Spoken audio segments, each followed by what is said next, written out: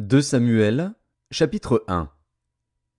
Après la mort de Saül, David, qui avait battu les Amalécites, était depuis 2 jours revenu à Tsiklag. Le 3e jour, un homme arriva du camp de Saül, les vêtements déchirés et la tête couverte de terre.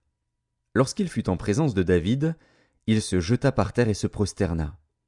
David lui dit « D'où viens-tu » Et il lui répondit « Je me suis sauvé du camp d'Israël. » David lui dit « Que s'est-il passé? Dis-moi donc. » Et il répondit « Le peuple s'est enfui du champ de bataille, et un grand nombre d'hommes sont tombés et ont péri. Saül même et Jonathan, son fils, sont morts. » David dit au jeune homme qui lui apportait ces nouvelles « Comment sais-tu que Saül et Jonathan, son fils, sont morts ?» Et le jeune homme qui lui apportait ces nouvelles répondit « Je me trouvais sur la montagne de Gilboa, et voici, Saül s'appuyait sur sa lance, et voici, les chars et les cavaliers étaient près de l'atteindre. S'étant retourné, il m'aperçut et m'appela. Je dis « Me voici !» Et il me dit « Qui es-tu » Je lui répondis « Je suis un Malécite. » Et il dit « Approche donc, et donne-moi la mort, car je suis pris de vertige, quoique encore plein de vie. » Je m'approchai de lui, et je lui donnai la mort, sachant bien qu'il ne survivrait pas à sa défaite. J'ai enlevé le diadème qui était sur sa tête et le bracelet qu'il avait au bras, et je les apporte ici à mon seigneur. David saisit ses vêtements et les déchira, et tous les hommes qui étaient auprès de lui firent de même. Ils furent dans le deuil, pleurèrent et jeûnèrent jusqu'au soir, à cause de Saül, de Jonathan, son fils, du peuple de l'Éternel, et de la maison d'Israël, parce qu'ils étaient tombés par l'épée. David dit au jeune homme qui lui avait apporté ces nouvelles « D'où es-tu » Et il répondit « Je suis le fils d'un étranger, d'un Amalécite. » David lui dit « Comment n'as-tu pas craint de porter la main sur l'oint de l'Éternel et de lui donner la mort ?» Et David appela l'un de ses gens et dit « Approche, et tue-le. » Cet homme frappa l'Amalécite, qui mourut. Et David lui dit « Que ton sang retombe sur ta tête, car ta bouche a déposé contre toi, puisque tu as dit « J'ai donné la mort à l'oint de l'Éternel. » Voici le cantique funèbre que David composa sur Saül et sur Jonathan, son fils, et qu'il ordonna d'enseigner aux enfants de Juda. C'est le cantique de l'arc. Il est écrit dans le livre du juste. L'élite d'Israël a succombé sur tes collines. Comment des héros sont-ils tombés? Ne l'annoncez point dans Gath, n'en publiez point la nouvelle dans les rues d'Ascalon, de peur que les filles des Philistins ne se réjouissent, de peur que les filles des incirconcis ne triomphent. Montagne de Gilboa, qu'il n'y ait sur vous ni rosée ni pluie, ni champs qui donnent des prémices pour les offrandes. Car là ont été jetés les boucliers des héros, le bouclier de Saül. L'huile a cessé de les oindre. Devant le sang des blessés, devant la graisse des plus vaillants, l'arc de Jonathan n'a jamais reculé, et l'épée de Saül ne retournait point à vide. Saül et Jonathan, aimables et chéris pendant leur vie, n'ont point été séparés dans leur mort. Ils étaient plus légers que les aigles, ils étaient plus forts que les lions. Filles d'Israël, pleurez sur Saül, qui vous revêtait magnifiquement de cramoisis, qui mettait des ornements d'or sur vos habits. Comment des héros sont-ils tombés au milieu du combat? Comment Jonathan a-t-il succombé sur tes collines? Je suis dans la douleur à cause de toi, Jonathan, mon frère. Tu faisais tout mon plaisir. Ton amour pour moi était admirable, au-dessus de l'amour des femmes. Comment des héros sont-ils tombés? Comment leurs armes se sont-elles perdues? 2 Samuel, chapitre 2. Après cela, David consulta l'Éternel en disant « Monterai-je dans une des villes de Juda ?» L'Éternel lui répondit « Monte. » David dit « Où monterai-je » Et l'Éternel répondit « À Hébron. » David y monta, avec ses 2 femmes, Akinoam de Jizréel et Abigaïl de Carmel, femme de Nabal.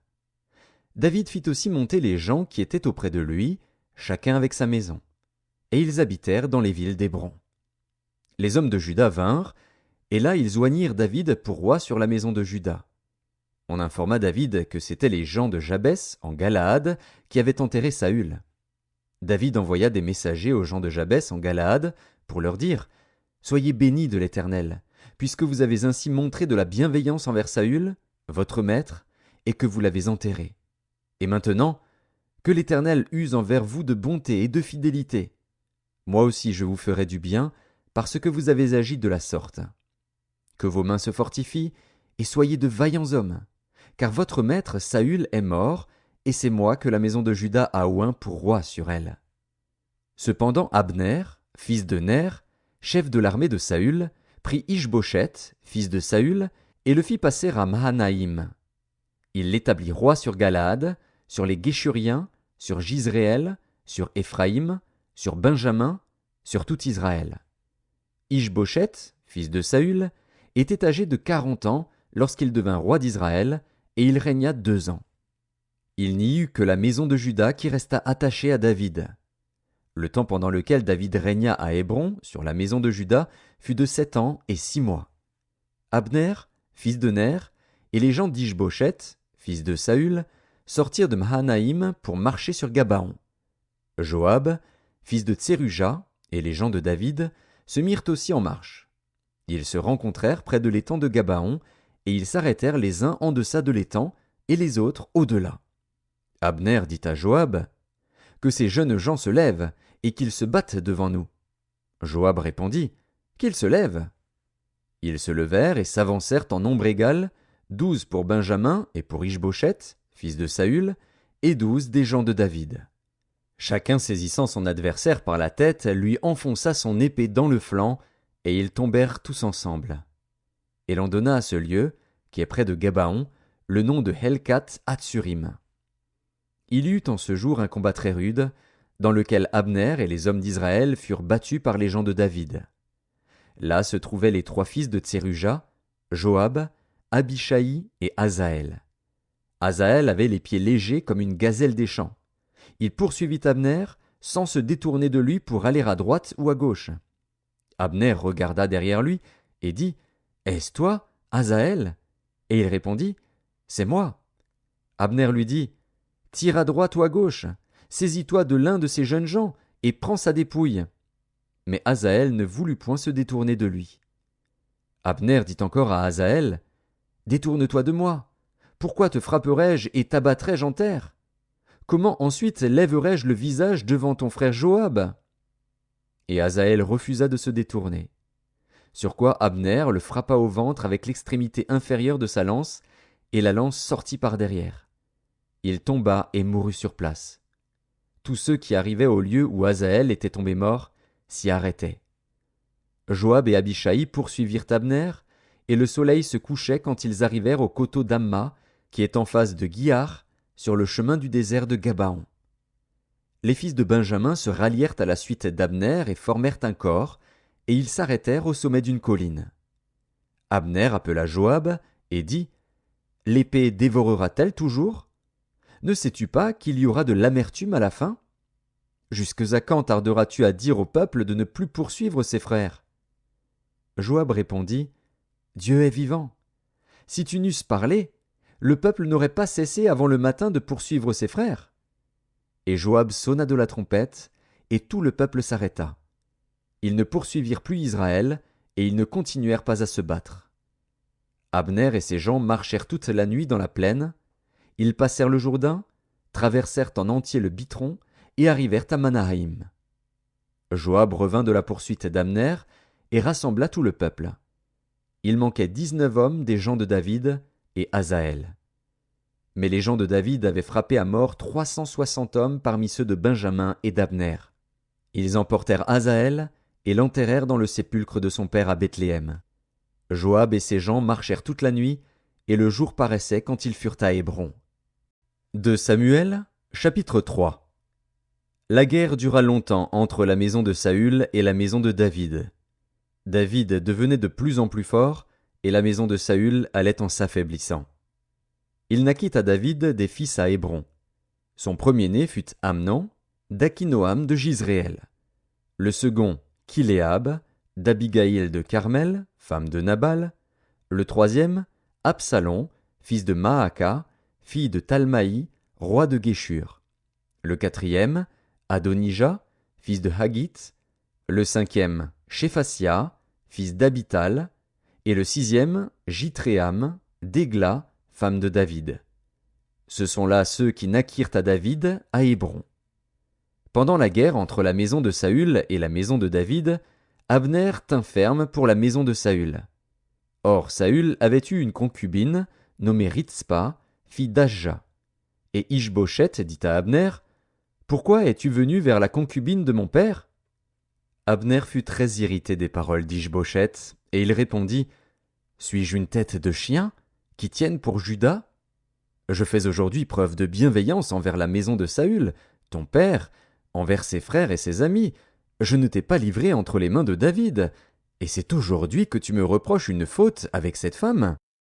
Que Dieu traite Abner dans toute sa rigueur, si je n'agis pas avec David selon ce que l'Éternel a juré à David, en disant qu'il ferait passer la royauté de la maison de Saül dans la sienne, et qu'il établirait le trône de David sur Israël et sur Juda, depuis Dan jusqu'à Beer-Shéba. » Ish-Boshet n'osa pas répliquer un seul mot à Abner, parce qu'il le craignait. Abner envoya des messagers à David pour lui dire de sa part, « À qui est le pays ? Fais alliance avec moi, et voici, ma main t'aidera pour tourner vers toi tout Israël. » Il répondit, « Bien, je ferai alliance avec toi. Mais je te demande une chose, c'est que tu ne vois point ma face, à moins que tu n'amènes d'abord Michal, fille de Saül, en venant auprès de moi. » Et David envoya des messagers à Ish-Boshet, fils de Saül, pour lui dire, « Donne-moi ma femme Michal, que j'ai fiancée pour 100 prépuces de Philistins. » Ish-Boshet la fit prendre chez son mari Paltiel, fils de Laïch. Et son mari la suivit en pleurant jusqu'à Bachurim. Alors Abner lui dit, « Va, retourne-t'en. » Et il s'en retourna. Abner eut un entretien avec les anciens d'Israël, et leur dit, « Vous désiriez autrefois d'avoir David pour roi. Établissez-le maintenant, car l'Éternel a dit de lui, « C'est par David, mon serviteur, que je délivrerai mon peuple d'Israël de la main des Philistins et de la main de tous ses ennemis. » Abner parla aussi à Benjamin, et il alla rapporter aux oreilles de David à Hébron ce qu'avait résolu Israël et toute la maison de Benjamin. Il arriva auprès de David à Hébron, accompagné de 20 hommes. Et David fit un festin à Abner et à ceux qui étaient avec lui. Abner dit à David, « Je me lèverai, et je partirai pour rassembler tout Israël vers mon seigneur le roi. Ils feront alliance avec toi, et tu régneras entièrement selon ton désir. » David renvoya Abner, qui s'en alla en paix. Voici, Joab et les gens de David revinrent d'une excursion et amenèrent avec eux un grand butin. Abner n'était plus auprès de David à Hébron, car David l'avait renvoyé, et il s'en était allé en paix. Lorsque Joab et toute sa troupe arrivèrent, on fit à Joab ce rapport. Abner, fils de Ner, est venu auprès du roi, qui l'a renvoyé, et il s'en est allé en paix. Joab se rendit chez le roi, et dit, « Qu'as-tu fait ? Voici, Abner est venu vers toi. Pourquoi l'as-tu renvoyé et laissé partir ?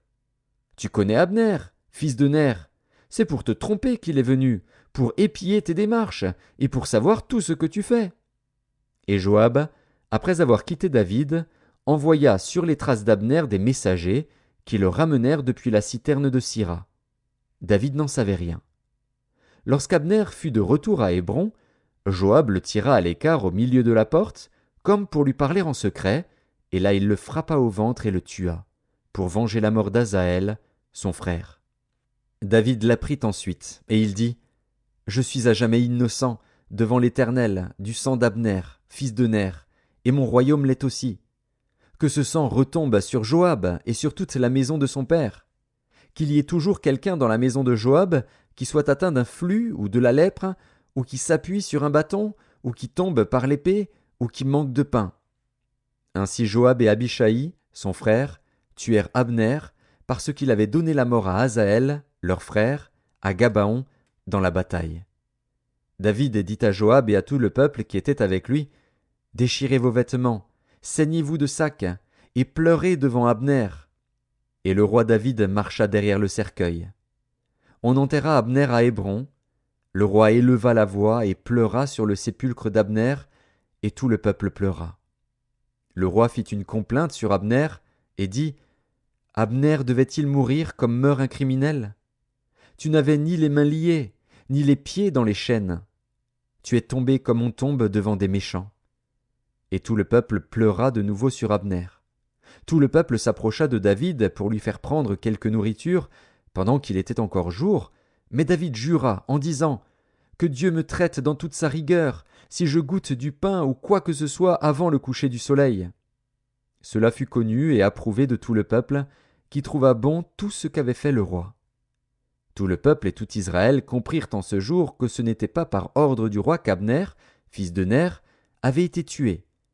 Le roi dit à ses serviteurs « Ne savez-vous pas qu'un chef, qu'un grand homme, est tombé aujourd'hui en Israël? Je suis encore faible, quoique j'ai reçu l'onction royale. Et ces gens, les fils de Tseruja, sont trop puissants pour moi. Que l'Éternel rende selon sa méchanceté à celui qui fait le mal. » 2 Samuel, chapitre 4. Lorsque le fils de Saül apprit qu'Abner était mort à Hébron, ses mains restèrent sans force, et tout Israël fut dans l'épouvante. Le fils de Saül avait 2 chefs de bande, dont l'un s'appelait Baana et l'autre Récab. Ils étaient fils de Rimon, de Béhéroth, d'entre les fils de Benjamin. Car Béhéroth était regardé comme faisant partie de Benjamin, et les Béhérothiens s'étaient enfuis à Githaïm, où ils ont habité jusqu'à ce jour. Jonathan, fils de Saül, avait un fils perclus des pieds, et âgé de 5 ans lorsqu'arriva de Jizréel la nouvelle de la mort de Saül et de Jonathan. Sa nourrice le prit et s'enfuit, et, comme elle précipitait sa fuite, il tomba et resta boiteux. Son nom était Méphibosheth. Or les fils de Rimon de Béhéroth, Récab et Baana, se rendirent pendant la chaleur du jour à la maison d'Ish-Bosheth, qui était couché pour son repos de midi. Ils pénétrèrent jusqu'au milieu de la maison, comme pour prendre du froment, et ils le frappèrent au ventre. Puis Récab et Baana, son frère, se sauvèrent. Ils entrèrent donc dans la maison pendant qu'il reposait sur son lit dans sa chambre à coucher. Ils le frappèrent et le firent mourir, et ils lui coupèrent la tête. Ils prirent sa tête, et ils marchèrent toute la nuit au travers de la plaine. Ils apportèrent la tête d'Ish-Bosheth à David dans Hébron, et ils dirent au roi « Voici la tête d'Ish-Bosheth, fils de Saül, ton ennemi, qui en voulait à ta vie. L'Éternel venge aujourd'hui le roi mon seigneur de Saül et de sa race. » David répondit à Récab et à Baana, son frère, fils de Rimon de Béhéroth, « L'Éternel qui m'a délivré de tout péril est vivant. Celui qui est venu me dire « Voici, Saül est mort » et qui croyait m'annoncer une bonne nouvelle, je l'ai fait saisir et tuer à Tsiklag pour lui donner le salaire de son message. Et quand des méchants ont assassiné un homme juste dans sa maison et sur sa couche, combien plus ne redemanderai-je pas son sang de vos mains et ne vous exterminerai-je pas de la terre? » Et David ordonna à ses gens de les tuer. Ils leur coupèrent les mains et les pieds et les pendirent au bord de l'étang d'Hébron. Ils prirent ensuite la tête d'Ish-Bosheth et l'enterrèrent dans le sépulcre d'Abner à Hébron. 2 Samuel, chapitre 5. Toutes les tribus d'Israël vinrent auprès de David, à Hébron, et dirent « Voici, nous sommes tes os et ta chair. Autrefois déjà, lorsque Saül était notre roi, c'était toi qui conduisais et qui ramenais Israël. L'Éternel t'a dit « Tu paîtras mon peuple d'Israël, et tu seras le chef d'Israël. » Ainsi tous les anciens d'Israël vinrent auprès du roi à Hébron, et le roi David fit alliance avec eux à Hébron, devant l'Éternel. Ils oignirent David pour roi sur Israël. David était âgé de 30 ans lorsqu'il devint roi, et il régna 40 ans. À Hébron, il régna sur Juda 7 ans et 6 mois, et à Jérusalem, il régna 33 ans sur tout Israël et Juda. Le roi marcha avec ses gens sur Jérusalem contre les Jébusiens, habitants du pays. Ils dirent à David « Tu n'entreras point ici, car les aveugles même et les boiteux te repousseront. » Ce qui voulait dire « David n'entrera point ici. » Mais David s'empara de la forteresse de Sion. C'est la cité de David. David avait dit en ce jour « Quiconque battra les Jébusiens et atteindra le canal, quiconque frappera ces boiteux et ces aveugles qui sont les ennemis de David. » C'est pourquoi l'on dit « L'aveugle et le boiteux n'entreront point dans la maison. » David s'établit dans la forteresse, qu'il appela cité de David. Il fit de tous côtés des constructions, en dehors et en dedans de Millo. David devenait de plus en plus grand, et l'Éternel, le Dieu des armées, était avec lui. Hiram, roi de Tyr, envoya des messagers à David, et du bois de cèdre, et des charpentiers et des tailleurs de pierre, qui bâtirent une maison pour David. David reconnut que l'Éternel l'affermissait comme roi d'Israël, et qu'il élevait son royaume à cause de son peuple d'Israël. David prit encore des concubines et des femmes de Jérusalem, après qu'il fut venu d'Hébron, et il lui naquit encore des fils et des filles. Voici les noms de ceux qui lui naquirent à Jérusalem: Shammua, Shobab, Nathan, Salomon, Jibar, Élishua, Népheg, Japhia, Élishama, Eliada et Éliphélet. Les Philistins apprirent qu'on avait oint David pour roi sur Israël, et ils montèrent tous à sa recherche. David, qui en fut informé, descendit à la forteresse. Les Philistins arrivèrent et se répandirent dans la vallée des Réphaïm. David consulta l'Éternel en disant: Monterai-je contre les Philistins? Les livreras-tu entre mes mains? Et l'Éternel dit à David: Monte, car je livrerai les Philistins entre tes mains. David vint à Baal-Pératsim, où il les battit. Puis il dit: L'Éternel a dispersé mes ennemis devant moi, comme des eaux qui s'écoulent. C'est pourquoi l'on a donné à ce lieu le nom de Baal-Pératsim. Ils laissèrent là leurs idoles, et David et ses gens les emportèrent. Les Philistins montèrent de nouveau, et se répandirent dans la vallée des Réphaïm. David consulta l'Éternel, et l'Éternel dit: Tu ne monteras pas. Tourne-les par derrière, et tu arriveras sur eux vis-à-vis des mûriers. Quand tu entendras un bruit de pas dans les cimes des mûriers, alors hâte-toi, car c'est l'Éternel qui marche devant toi pour battre l'armée des Philistins.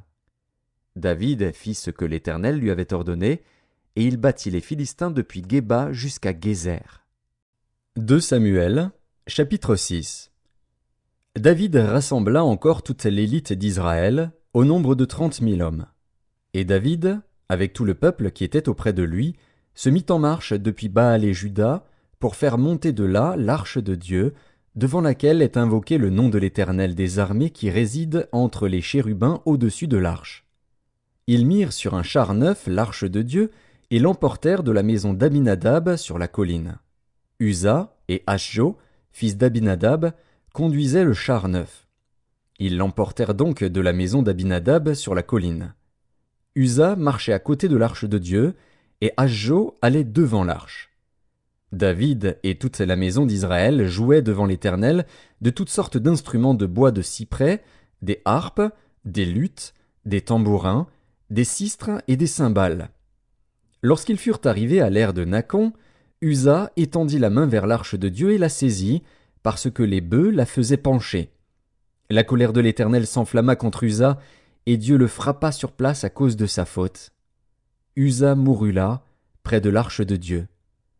David fut irrité de ce que l'Éternel avait frappé Uza d'un tel châtiment, et ce lieu a été appelé jusqu'à ce jour Péretz Uza. David eut peur de l'Éternel en ce jour-là, et il dit: Comment l'arche de l'Éternel entrerait-elle chez moi? Il ne voulut pas retirer l'arche de l'Éternel chez lui dans la cité de David, et il la fit conduire dans la maison d'Obed-Édom de Gath. L'arche de l'Éternel resta 3 mois dans la maison d'Obed-Édom de Gath, et l'Éternel bénit Obed-Édom et toute sa maison. On vint dire au roi David: L'Éternel a béni la maison d'Obed-Édom et tout ce qui est à lui, à cause de l'arche de Dieu. Et David se mit en route, et il fit monter l'arche de Dieu depuis la maison d'Obed-Édom jusqu'à la cité de David, au milieu des réjouissances. Quand ceux qui portaient l'arche de l'Éternel eurent fait 6 pas, on sacrifia un bœuf et un veau gras. David dansait de toute sa force devant l'Éternel, et il était ceint d'un éphod de lin. David et toute la maison d'Israël firent monter l'arche de l'Éternel avec des cris de joie et au son des trompettes.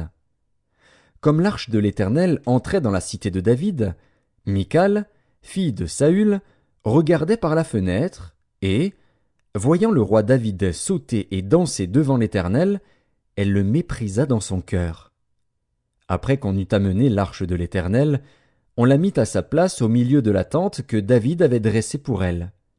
Et David offrit devant l'Éternel des holocaustes et des sacrifices d'action de grâce. Quand David eut achevé d'offrir les holocaustes et les sacrifices d'action de grâce, il bénit le peuple au nom de l'Éternel des armées. Puis il distribua à tout le peuple, à toute la multitude d'Israël, hommes et femmes, à chacun un pain, une portion de viande et un gâteau de raisin. Et tout le peuple s'en alla, chacun dans sa maison. David s'en retourna pour bénir sa maison, et Michal, fille de Saül, sortit à sa rencontre. Elle dit: « Quel honneur aujourd'hui pour le roi d'Israël de s'être découvert aux yeux des servantes de ses serviteurs, comme se découvrirait un homme de rien. » David répondit à Michal: « C'est devant l'Éternel, qui m'a choisi de préférence à ton père et à toute sa maison pour m'établir chef sur le peuple de l'Éternel, sur Israël, c'est devant l'Éternel que j'ai dansé. Je veux paraître encore plus vil que cela, et m'abaisser à mes propres yeux. Néanmoins je serai en honneur auprès des servantes dont tu parles. » Or Michal, fille de Saül, n'eut point d'enfant jusqu'au jour de sa mort. 2 Samuel, chapitre 7. Lorsque le roi habita dans sa maison, et que l'Éternel lui eut donné du repos, après l'avoir délivré de tous les ennemis qui l'entouraient, il dit à Nathan le prophète: « Vois donc, j'habite dans une maison de cèdre, et l'arche de Dieu habite au milieu d'une tente. » Nathan répondit au roi: « Va, fais tout ce que tu as dans le cœur, car l'Éternel est avec toi. » La nuit suivante, la parole de l'Éternel fut adressée à Nathan. « Va dire à mon serviteur David: Ainsi parle l'Éternel, est-ce toi qui me bâtirais une maison pour que j'en fasse ma demeure? Mais je n'ai point habité dans une maison depuis le jour où j'ai fait monter les enfants d'Israël hors d'Égypte jusqu'à ce jour. J'ai voyagé sous une tente et dans un tabernacle. Partout où j'ai marché avec tous les enfants d'Israël, ai-je dit un mot à quelqu'une des tribus d'Israël à qui j'avais ordonné de paître mon peuple d'Israël? Ai-je dit: Pourquoi ne me bâtissez-vous pas une maison de cèdre? Maintenant tu diras à mon serviteur David: Ainsi parle l'Éternel des armées, je t'ai pris au pâturage, derrière les brebis, pour que tu fusses chef sur mon peuple, sur Israël. J'ai été avec toi partout où tu as marché. J'ai exterminé tous tes ennemis devant toi, et j'ai rendu ton nom grand comme le nom des grands qui sont sur la terre. J'ai donné une demeure à mon peuple, à Israël, et je l'ai planté pour qu'il y soit fixé et ne soit plus agité, pour que les méchants ne l'oppriment plus comme auparavant, et comme à l'époque où j'avais établi des juges sur mon peuple d'Israël. Je t'ai accordé du repos en te délivrant de tous tes ennemis. Et l'Éternel t'annonce qu'il te créera une maison. Quand tes jours seront accomplis et que tu seras couché avec tes pères, j'élèverai ta postérité après toi, celui qui sera sorti de tes entrailles, et j'affermirai son règne. Ce sera lui qui bâtira une maison à mon nom, et j'affermirai pour toujours le trône de son royaume. Je serai pour lui un père, et il sera pour moi un fils. S'il fait le mal, je le châtierai avec la verge des hommes et avec les coups des enfants des hommes. Mais ma grâce ne se retirera point de lui, comme je l'ai retiré de Saül, que j'ai rejeté devant toi. Ta maison et ton règne seront pour toujours assurés, ton trône sera pour toujours affermi. » Nathan rapporta à David toutes ces paroles et toute cette vision. Et le roi David alla se présenter devant l'Éternel, et dit: « Qui suis-je, Seigneur Éternel? Et quelle est ma maison, pour que tu m'aies fait parvenir où je suis? C'est encore peu de choses à tes yeux, Seigneur Éternel. Tu parles aussi de la maison de ton serviteur pour les temps à venir, et tu daignes instruire un homme de ces choses, Seigneur Éternel. Que pourrait te dire de plus David? Tu connais ton serviteur, Seigneur Éternel. À cause de ta parole, et selon ton cœur, tu as fait toutes ces grandes choses pour les révéler à ton serviteur. Que tu es donc grand, Éternel Dieu, car nul n'est semblable à toi, et il n'y a point d'autre Dieu que toi, d'après tout ce que nous avons entendu de nos oreilles. Est-il sur la terre une seule nation qui soit comme ton peuple, comme Israël, que Dieu est venu racheter pour en former son peuple, pour se faire un nom et pour accomplir en sa faveur, en faveur de ton pays, des miracles et des prodiges, en chassant devant ton peuple, que tu as racheté d'Égypte, des nations et leurs dieux? Tu as affermi ton peuple d'Israël, pour qu'il fût ton peuple à toujours. Et toi, Éternel, tu es devenu son Dieu. Maintenant, Éternel Dieu, fais subsister jusque dans l'éternité la parole que tu as prononcée sur ton serviteur et sur sa maison, et agis selon ta parole. Que ton nom soit jamais glorifié, et que l'on dise « L'Éternel des armées est le Dieu d'Israël », et que la maison de ton serviteur David soit affermie devant toi. Car toi-même, Éternel des armées, Dieu d'Israël, tu t'es révélé à ton serviteur en disant « Je te fonderai une maison ». C'est pourquoi ton serviteur a pris courage pour t'adresser cette prière. Maintenant, Seigneur Éternel, tu es Dieu, et tes paroles sont vérité, et tu as annoncé cette grâce à ton serviteur. Veuille donc bénir la maison de ton serviteur, afin qu'elle subsiste à toujours devant toi. Car c'est toi, Seigneur Éternel, qui as parlé, et par ta bénédiction la maison de ton serviteur sera bénie éternellement. 2 Samuel, chapitre 8. Après cela, David battit les Philistins et les humilia, et il enleva de la main des Philistins les rênes de leur capitale. Il battit les Moabites, et il les mesura avec un cordeau, en les faisant coucher par terre. Il en mesura 2 cordeaux pour les livrer à la mort, et un plein cordeau pour leur laisser la vie. Et les Moabites furent assujettis à David, et lui payèrent un tribut. David battit Hadadézer, fils de Rehob, roi de Tsoba, lorsqu'il alla rétablir sa domination sur le fleuve de l'Euphrate. David lui prit 1700 cavaliers et 20 000 hommes de pied. Il coupa les jarrets à tous les chevaux de trait et ne conserva que 100 attelages. Les Syriens de Damas vinrent au secours d'Hadadézer, roi de Tsoba, et David battit 22 000 Syriens. David mit des garnisons dans la Syrie de Damas. Et les Syriens furent assujettis à David et lui payèrent un tribut. L'Éternel protégeait David partout où il allait. Et David prit les boucliers d'or qu'avaient les serviteurs d'Hadadézer et les apporta à Jérusalem. Le roi David prit encore une grande quantité d'airain à Béthar et à Bérotaï, ville d'Hadadézer. Toi, roi de Hamath, apprit que David avait battu toute l'armée d'Hadadézer, et il envoya Joram, son fils, vers le roi David pour le saluer et pour le féliciter d'avoir attaqué Hadadézer et de l'avoir battu, car Toi était en guerre avec Hadadézer. Joram apporta des vases d'argent, des vases d'or et des vases d'airain. Le roi David les consacra à l'Éternel, comme il avait déjà consacré l'argent et l'or pris sur toutes les nations qu'il avait vaincues, sur la Syrie, sur Moab, sur les fils d'Ammon, sur les Philistins, sur Amalek, et sur le butin d'Hadadézer, fils de Rehob, roi de Tsoba. Au retour de sa victoire sur les Syriens, David se fit encore un nom, en battant dans la vallée du sel 18 000 Édomites. Il mit des garnisons dans Édom, il mit des garnisons dans tout Édom, et tout Édom fut assujetti à David. L'Éternel protégeait David partout où il allait. David régna sur Israël, et il faisait droit et justice à tout son peuple. Joab, fils de Tseruja, commandait l'armée. Josaphat, fils d'Achilud, était archiviste. Tsadok, fils d'Akitub, et Achimélec, fils d'Abiatar, était sacrificateur. Séraja était secrétaire. Benaja, fils de Jéhojada, était chef des Kérésiens et des Pélétiens. Et les fils de David étaient ministres d'État. 2 Samuel, chapitre 9. David dit: Reste-t-il encore quelqu'un de la maison de Saül pour que je lui fasse du bien à cause de Jonathan? Il y avait un serviteur de la maison de Saül, nommé Tsiba, que l'on fit venir auprès de David. Le roi lui dit: Es-tu Tsiba? Et il répondit: Ton serviteur. Le roi dit: N'y a-t-il plus personne de la maison de Saül pour que j'use envers lui de la bonté de Dieu?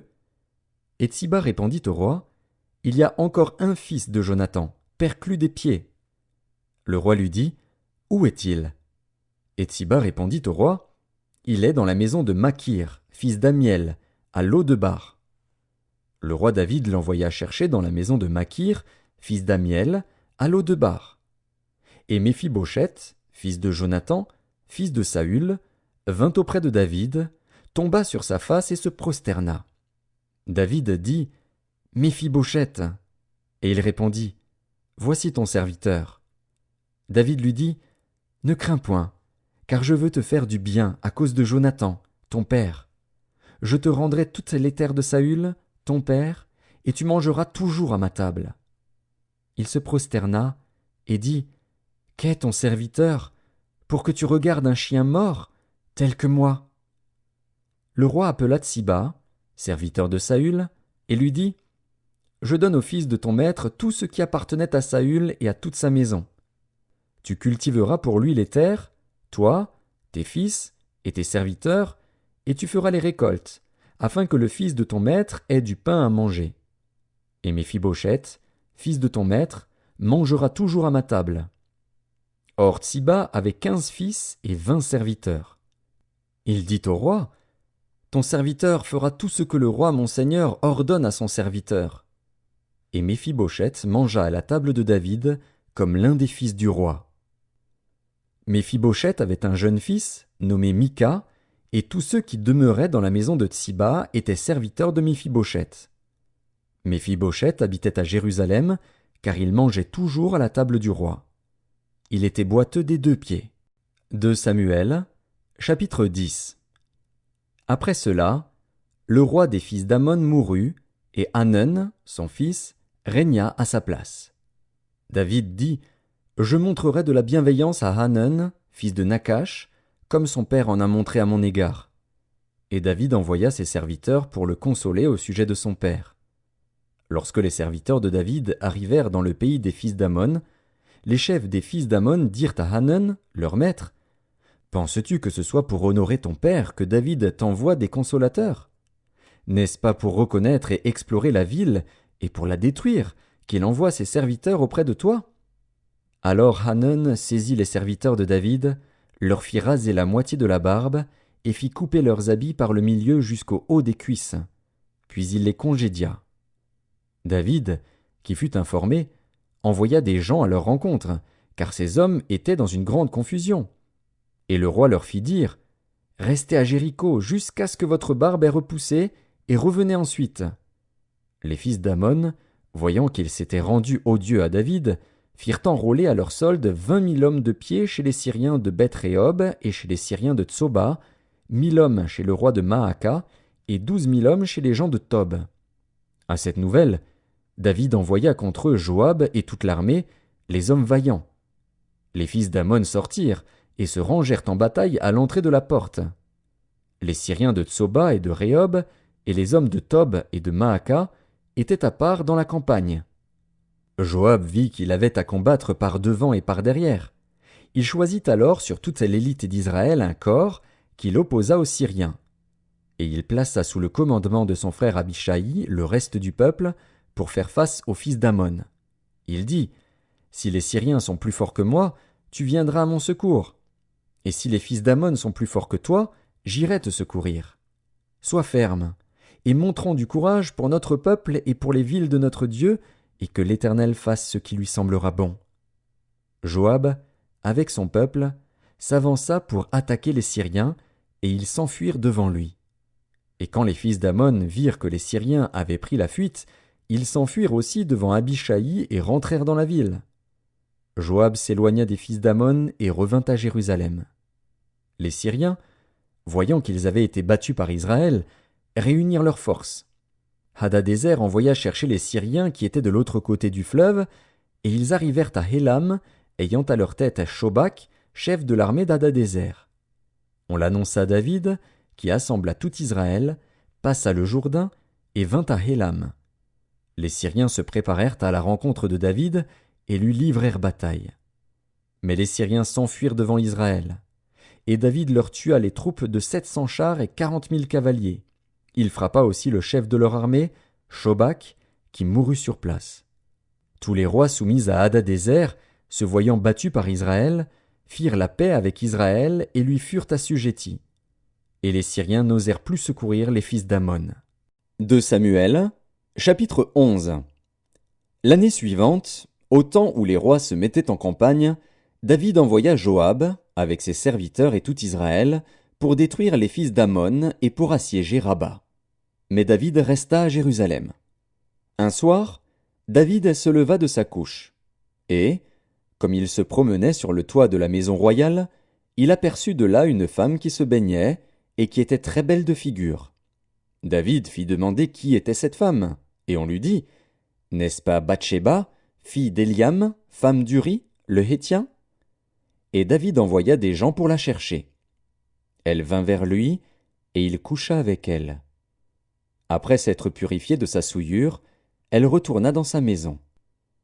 Cette femme devint enceinte, et elle fit dire à David, « Je suis enceinte. » Alors David expédia cet ordre à Joab, « Envoie-moi Uri, le Héthien. » Et Joab envoya Uri à David.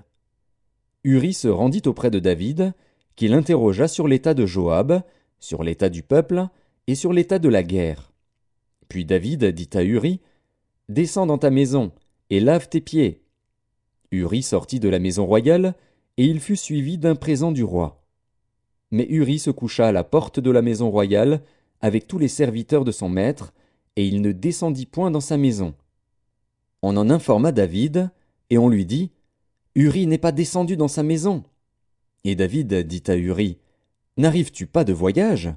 Pourquoi n'es-tu pas descendu dans ta maison? » Uri répondit à David, « L'arche et Israël et Juda habitent sous des tentes. Mon seigneur Joab et les serviteurs de mon seigneur campent en rase campagne, et moi j'entrerai dans ma maison pour manger et boire et pour coucher avec ma femme. Aussi vrai que tu es vivant et que ton âme est vivante, je ne ferai point cela. » David dit à Uri, « Reste ici encore aujourd'hui, et demain je te renverrai. » Et Uri resta à Jérusalem ce jour-là et le lendemain. David l'invita à manger et à boire en sa présence, et il l'enivra. Et le soir, Uri sortit pour se mettre sur sa couche, avec les serviteurs de son maître, mais il ne descendit point dans sa maison. Le lendemain matin, David écrivit une lettre à Joab et l'envoya par la main d'Uri. Il écrivit dans cette lettre, « Placez Uri au plus fort du combat, et retirez-vous de lui, afin qu'il soit frappé et qu'il meure. » Joab, en assiégeant la ville, plaça Uri à l'endroit qu'il savait défendu par de vaillants soldats. Les hommes de la ville firent une sortie et se battirent contre Joab. Plusieurs tombèrent parmi le peuple, parmi les serviteurs de David, et Uri, le Héthien, fut aussi tué. Joab envoya un messager pour faire rapport à David de tout ce qui s'était passé dans le combat. Il donna cet ordre au messager, « Quand tu auras achevé de raconter au roi tous les détails du combat, peut-être se mettra-t-il en fureur et te dira-t-il, « Pourquoi vous êtes-vous approché de la ville pour combattre? Ne savez-vous pas qu'on lance des traits du haut de la muraille? Qui a tué Abimélec, fils de Jérubéchet? N'est-ce pas une femme qui lança sur lui du haut de la muraille un morceau de meule de moulin, et n'en est-il pas mort à Thébets? Pourquoi vous êtes-vous approché de la muraille? Alors tu diras, ton serviteur Uri, le Héthien, est mort aussi. » Le messager partit, et, à son arrivée, il fit rapport à David de tout ce que Joab lui avait ordonné. Le messager dit à David, « Ces gens ont eu sur nous l'avantage. Ils avaient fait une sortie contre nous dans les champs, et nous les avons repoussés jusqu'à l'entrée de la porte. Les archers ont tiré du haut de la muraille sur tes serviteurs, et plusieurs des serviteurs du roi ont été tués, et ton serviteur Uri, le Héthien, est mort aussi. » David dit au messager, « Voici ce que tu diras à Joab. Ne sois point peiné de cette affaire, car l'épée dévore tantôt l'un, tantôt l'autre. Attaque vigoureusement la ville et renverse-la. Et toi, encourage-le. » La femme d'Uri apprit que son mari était mort, et elle pleura son mari. Quand le deuil fut passé, David l'envoya chercher et la recueillit dans sa maison. Elle devint sa femme et lui enfanta un fils. Ce que David avait fait déplut à l'Éternel. 2 Samuel, chapitre 12. L'Éternel envoya Nathan vers David. Et Nathan vint à lui et lui dit, « Il y avait dans une ville 2 hommes, l'un riche et l'autre pauvre. Le riche avait des brebis et des bœufs en très grand nombre. Le pauvre n'avait rien du tout qu'une petite brebis qu'il avait achetée. Il la nourrissait, et elle grandissait chez lui avec ses enfants. Elle mangeait de son pain, buvait dans sa coupe, dormait sur son sein, et il la regardait comme sa fille. Un voyageur arriva chez l'homme riche. Et le riche n'a pas voulu toucher à ses brebis ou à ses bœufs pour préparer un repas au voyageur qui était venu chez lui. il a pris la brebis du pauvre et l'a apprêtée pour l'homme qui était venu chez lui. La colère de David s'enflamma violemment contre cet homme, et il dit à Nathan, « L'Éternel est vivant, l'homme qui a fait cela mérite la mort, et il rendra 4 brebis pour avoir commis cette action et pour avoir été sans pitié. » Et Nathan dit à David, « Tu es cet homme-là. Ainsi parle l'Éternel, le Dieu d'Israël, je t'ai oint pour roi sur Israël, et je t'ai délivré de la main de Saül. Je t'ai mis en possession de la maison de ton maître. J'ai placé dans ton sein les femmes de ton maître, et je t'ai donné la maison d'Israël et de Juda. Et si cela eût été peu, j'y aurais encore ajouté. Pourquoi donc as-tu méprisé la parole de l'Éternel en faisant ce qui est mal à ses yeux? Tu as frappé de l'épée Uri, le Héthien. Tu as pris sa femme pour en faire ta femme, et lui, tu l'as tué par l'épée des fils d'Ammon. Maintenant, l'épée ne s'éloignera jamais de ta maison, parce que tu m'as méprisé et parce que tu as pris la femme d'Uri, le Héthien, pour en faire ta femme. Ainsi parle l'Éternel, voici, je vais faire sortir de ta maison le malheur contre toi, et je vais prendre sous tes yeux tes propres femmes pour les donner à un autre, qui couchera avec elles à la vue de ce soleil. Car tu as agi en secret, et moi, je ferai cela en présence de tout Israël et à la face du soleil. David dit à Nathan, j'ai péché contre l'Éternel. Et Nathan dit à David, l'Éternel pardonne ton péché, tu ne mourras point. Mais, parce que tu as fait blasphémer les ennemis de l'Éternel, en commettant cette action, le fils qui t'est né mourra. Et Nathan s'en alla dans sa maison. L'Éternel frappa l'enfant que la femme d'Uri avait enfanté à David, et il fut dangereusement malade. David pria Dieu pour l'enfant, et jeûna. Et quand il rentra, il passa la nuit couché par terre. Les anciens de sa maison insistèrent auprès de lui pour le faire lever de terre. Mais il ne voulut point, et il ne mangea rien avec eux. Le 7e jour, l'enfant mourut. Les serviteurs de David craignaient de lui annoncer que l'enfant était mort, car ils disaient, « Voici, lorsque l'enfant vivait encore, nous lui avons parlé, et il ne nous a pas écoutés. Comment oserons-nous lui dire, « L'enfant est mort » Il s'affligera bien davantage. » David aperçut que ses serviteurs parlaient tout bas entre eux, et il comprit que l'enfant était mort. Il dit à ses serviteurs, « L'enfant est-il mort » Et ils répondirent, « Il est mort. » Alors David se leva de terre, il se lava, soignit, et changea de vêtements. Puis il alla dans la maison de l'Éternel, et se prosterna. De retour chez lui, il demanda qu'on lui servît à manger, et il mangea. Ses serviteurs lui dirent, « Que signifie ce que tu fais? Tandis que l'enfant vivait, tu jeûnais et tu pleurais, et maintenant que l'enfant est mort, tu te lèves et tu manges. » Il répondit, « Lorsque l'enfant vivait encore, je jeûnais et je pleurais, car je disais, « Qui sait si l'Éternel n'aura pas pitié de moi et si l'enfant ne vivra pas? Maintenant qu'il est mort, pourquoi jeûnerai-je? Puis-je le faire revenir? J'irai vers lui, mais il ne reviendra pas vers moi. » David consola Bathsheba, sa femme, et il alla auprès d'elle et coucha avec elle. Elle enfanta un fils qu'il appela Salomon, et qui fut aimé de l'Éternel.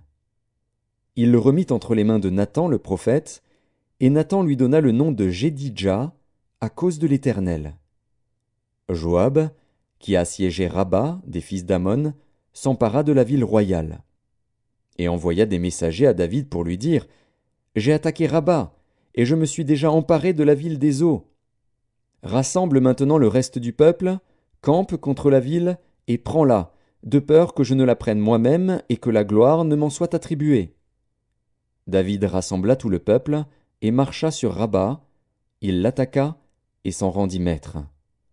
Il enleva la couronne de dessus la tête de son roi, elle pesait 1 talent d'or et était garnie de pierres précieuses. On la mit sur la tête de David, qui emporta de la ville un très grand butin. Il fit sortir les habitants, et il les plaça sous des scies, des herses de fer et des haches de fer, et les fit passer par des fours à briques. Il traita de même toutes les villes des fils d'Ammon. David retourna à Jérusalem avec tout le peuple. 2 Samuel, chapitre 13.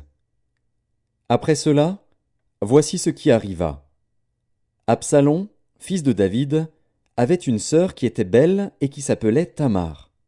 Et Amnon, fils de David, l'aima.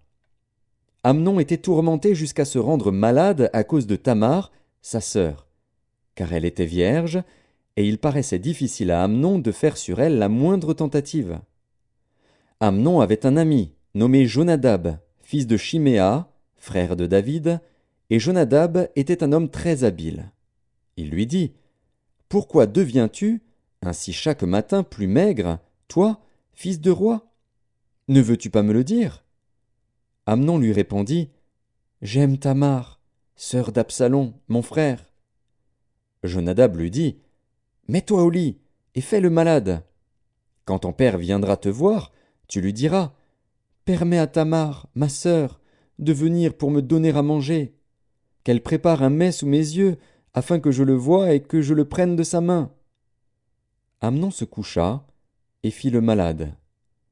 Le roi vint le voir, et Amnon dit au roi, « Je te prie que Tamar, ma sœur, vienne faire 2 gâteaux sous mes yeux, et que je les mange de sa main. » David envoya dire à Tamar dans l'intérieur des appartements, « Va dans la maison d'Amnon, ton frère, et prépare-lui un mets. » Tamar alla dans la maison d'Amnon, son frère, qui était couché. Elle prit de la pâte, la pétrit, prépara devant lui des gâteaux, et les fit cuire. Prenant ensuite la poêle, elle les versa devant lui. Mais Amnon refusa de manger. Il dit, « Faites sortir tout le monde. » Et tout le monde sortit de chez lui. Alors Amnon dit à Tamar, « Apporte le mets dans la chambre, et que je le mange de ta main. » Tamar prit les gâteaux qu'elle avait faits, et les porta à Amnon, son frère, dans la chambre. Comme elle les lui présentait à manger, il la saisit et lui dit, « Viens, couche avec moi, ma sœur. » Elle lui répondit, « Non, mon frère, ne me déshonore pas, car on n'agit point ainsi en Israël. Ne commets pas cette infamie. Où irai-je, moi, avec ma honte?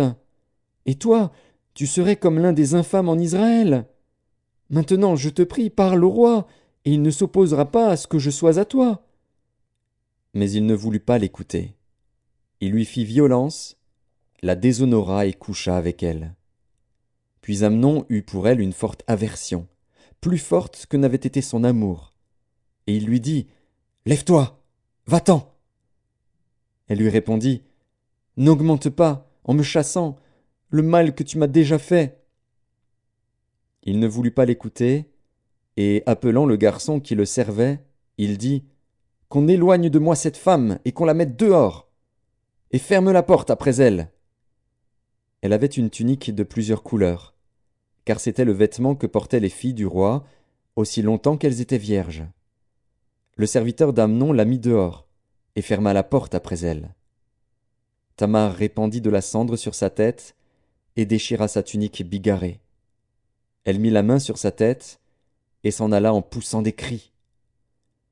Absalom, son frère, lui dit, « Amnon, ton frère, a-t-il été avec toi? Maintenant, ma sœur, tais-toi, c'est ton frère. Ne prends pas cette affaire trop à cœur. » Et Tamar, désolée, demeura dans la maison d'Absalom, son frère.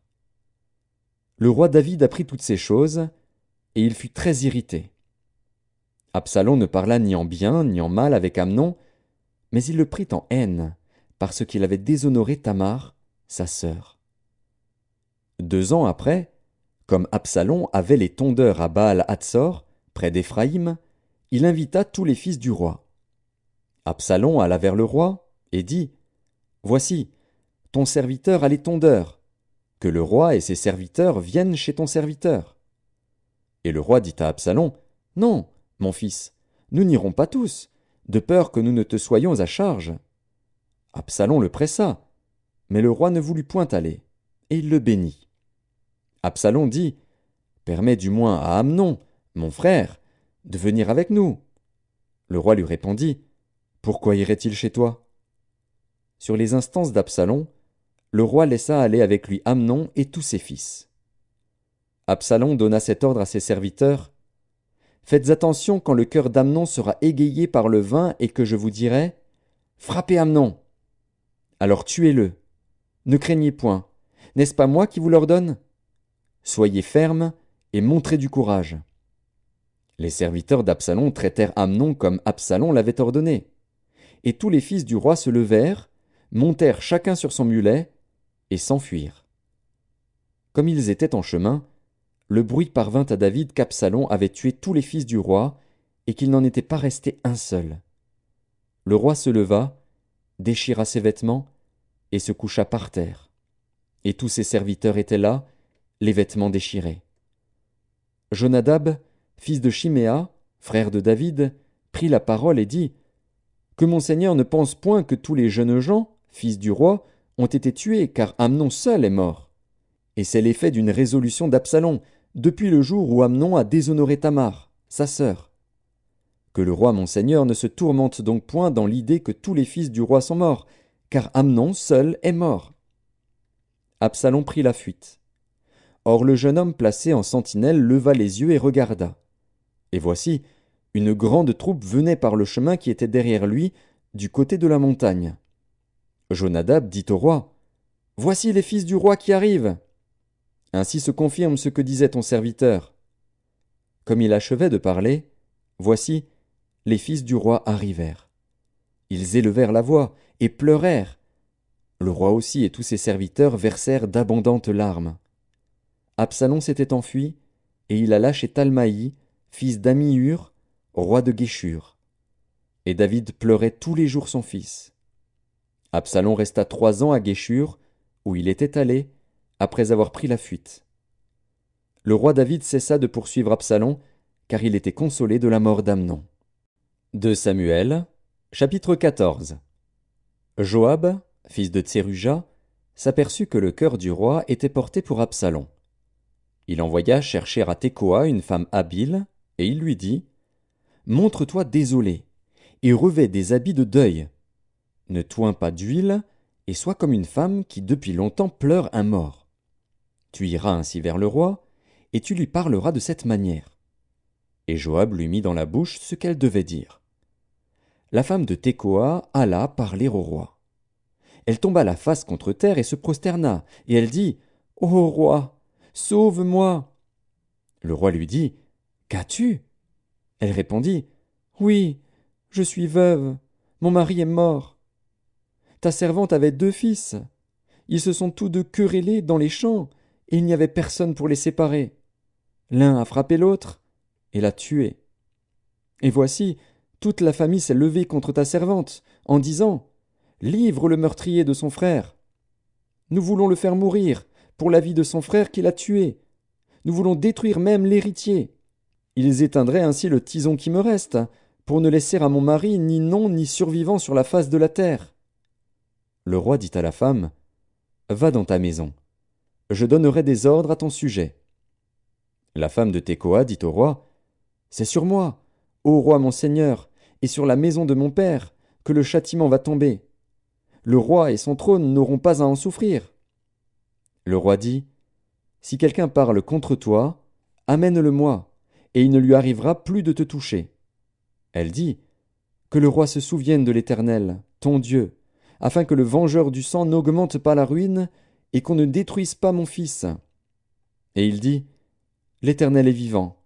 Il ne tombera pas à terre un cheveu de ton fils. » La femme dit, « Permets que ta servante dise un mot à mon seigneur le roi. » Et il dit, « Parle. » La femme dit, « Pourquoi penses-tu de la sorte à l'égard du peuple de Dieu, puisqu'il résulte des paroles mêmes du roi que le roi est comme coupable en ne rappelant pas celui qui l'a proscrit?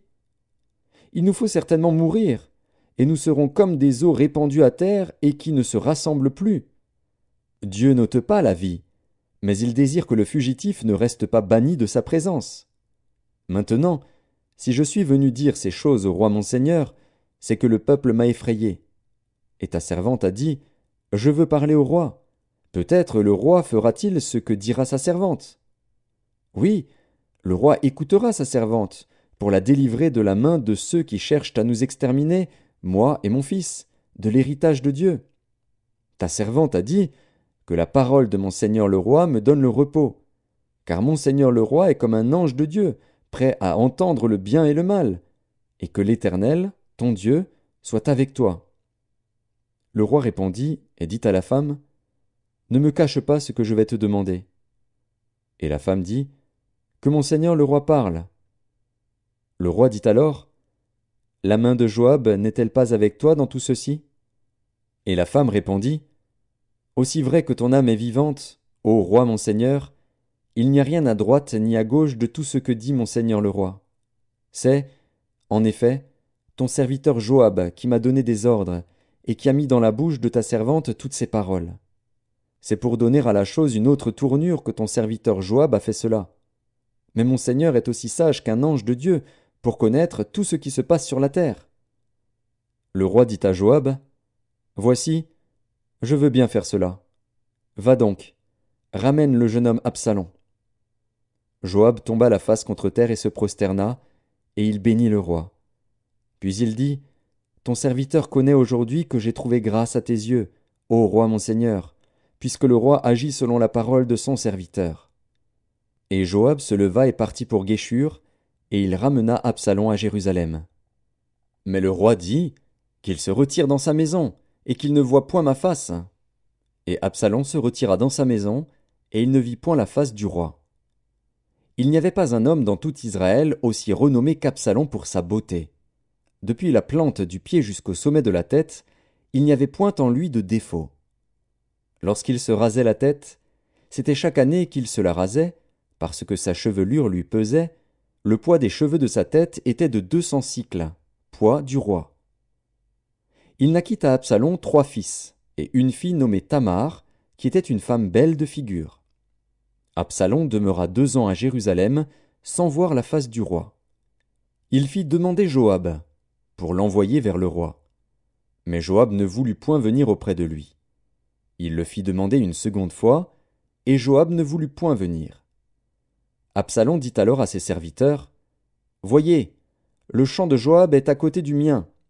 Il y a de l'orge, allez et mettez-y le feu. » Et les serviteurs d'Absalom mirent le feu au champ. Joab se leva et se rendit auprès d'Absalom, dans sa maison. Il lui dit, « Pourquoi tes serviteurs ont-ils mis le feu au champ qui m'appartient » Absalom répondit à Joab, « Voici, je t'ai fait dire, viens ici, et je t'enverrai vers le roi, afin que tu lui dises, pourquoi suis-je revenu de Guéshur ? Il vaudrait mieux pour moi que j'y fusse encore. Je désire maintenant voir la face du roi. Et s'il y a quelque crime en moi, qu'il me fasse mourir. » Joab alla vers le roi, et lui rapporta cela. Et le roi appela Absalom, qui vint auprès de lui et se prosterna la face contre terre en sa présence. Le roi baisa Absalom. 2 Samuel, chapitre 15. Après cela, Absalom se procura un char et des chevaux, et 50 hommes qui couraient devant lui. Il se levait de bon matin, et se tenait au bord du chemin de la porte. Et chaque fois qu'un homme ayant une contestation se rendait vers le roi pour obtenir un jugement, Absalom l'appelait et disait, « De quelle ville es-tu » Lorsqu'il avait répondu, « Je suis d'une telle tribu d'Israël », Absalom lui disait, « Vois, ta cause est bonne et juste, mais personne de chez le roi ne t'écoutera. » Absalom disait, « Qui m'établira juge dans le pays ? Tout homme qui aurait une contestation et un procès viendrait à moi, et je lui ferais justice. » Et quand quelqu'un s'approchait pour se prosterner devant lui, il lui tendait la main, le saisissait et l'embrassait. Absalom agissait ainsi à l'égard de tous ceux d'Israël qui se rendaient vers le roi pour demander justice. Et Absalom gagnait le cœur des gens d'Israël. Au bout de 40 ans, Absalom dit au roi, « Permets que j'aille à Hébron pour accomplir le vœu que j'ai fait à l'Éternel. Car ton serviteur a fait un vœu, pendant que je demeurais à Guéshur en Syrie. J'ai dit, si l'Éternel me ramène à Jérusalem, je servirai l'Éternel. » Le roi lui dit, va en paix. Et Absalom se leva et partit pour Hébron. Absalom envoya des espions dans toutes les tribus d'Israël pour dire, quand vous entendrez le son de la trompette, vous direz, Absalom règne à Hébron.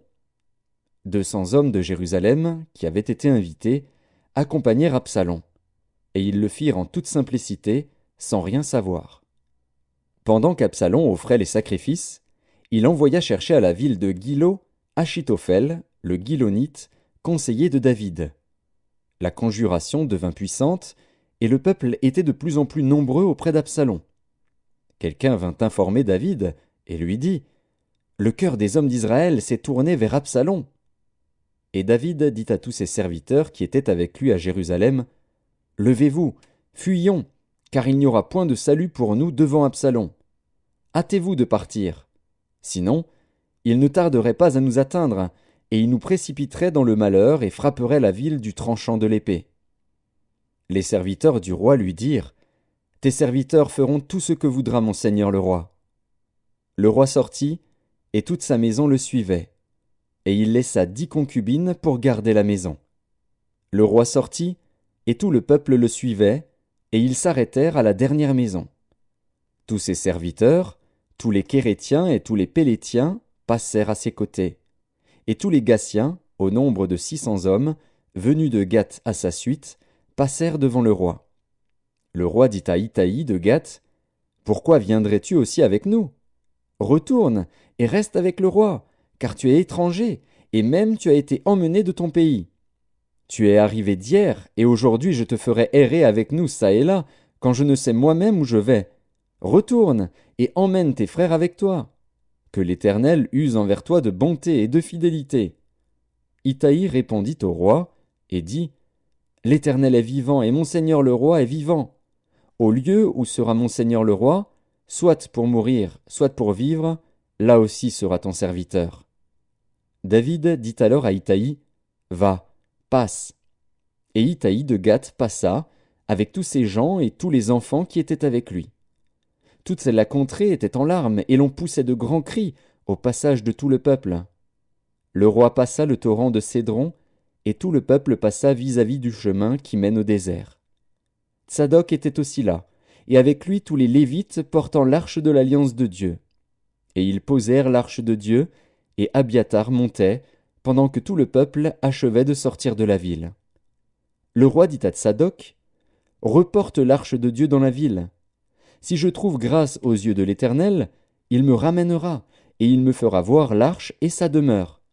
Mais s'il dit, « Je ne prends point plaisir en toi », me voici, qu'il me fasse ce qui lui semblera bon. » Le roi dit encore au sacrificateur Tsadok, « Comprends-tu? Retourne en paix dans la ville, avec Achimaatz, ton fils, et avec Jonathan, fils d'Abiathar, vos 2 fils. Voyez, j'attendrai dans les plaines du désert, jusqu'à ce qu'il m'arrive des nouvelles de votre part. » Ainsi Tsadok et Abiathar reportèrent l'arche de Dieu à Jérusalem, et ils y restèrent.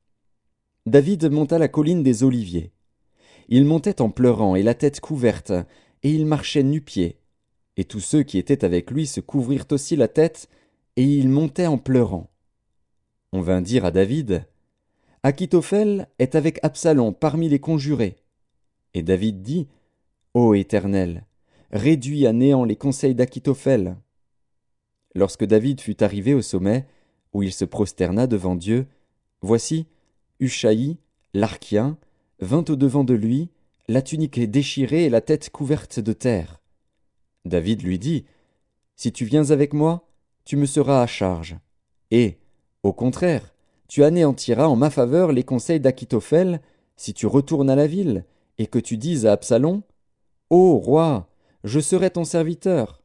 Je fus autrefois le serviteur de ton père, mais je suis maintenant ton serviteur. » Les sacrificateurs Tsadok et Abiathar ne seront-ils pas là avec toi? Tout ce que tu apprendras de la maison du roi, tu le diras aux sacrificateurs Tsadok et Abiathar. Et comme ils ont là auprès d'eux leurs 2 fils, Achimaatz, fils de Tsadok, et Jonathan, fils d'Abiathar, c'est par eux que vous me ferez savoir tout ce que vous aurez appris. Ushaï, ami de David, retourna donc à la ville, et Absalom entra dans Jérusalem. 2 Samuel, chapitre 16. Lorsque David eut un peu dépassé le sommet, voici, Tsiba, serviteur de Méphibosheth, vint au-devant de lui avec 2 ânes bâtés, sur lesquels il y avait 200 pains, 100 masses de raisins secs, 100 de fruits d'été, et une outre de vin. Le roi dit à Tsiba, « Que veux-tu faire de cela? Hetsiba répondit, les ânes serviront de monture à la maison du roi, le pain et les fruits d'été sont pour nourrir les jeunes gens, et le vin pour désaltérer ceux qui seront fatigués dans le désert. Le roi dit, où est le fils de ton maître? Hetsiba répondit au roi, voici, il est resté à Jérusalem, car il a dit, aujourd'hui la maison d'Israël me rendra le royaume de mon père. Le roi dit à Tsiba, voici, tout ce qui appartient à Méphibosheth est à toi. Et Tsiba dit, je me prosterne, que je trouve grâce à tes yeux, ô roi mon seigneur. David était arrivé jusqu'à Bachurim. Et voici, il sortit de là un homme de la famille et de la maison de Saül, nommé Chiméi, fils de Guéra. Il s'avança en prononçant des malédictions, et il jeta des pierres à David et à tous les serviteurs du roi David, tandis que tout le peuple et tous les hommes vaillants étaient à la droite et à la gauche du roi. Chiméi parlait ainsi en le maudissant.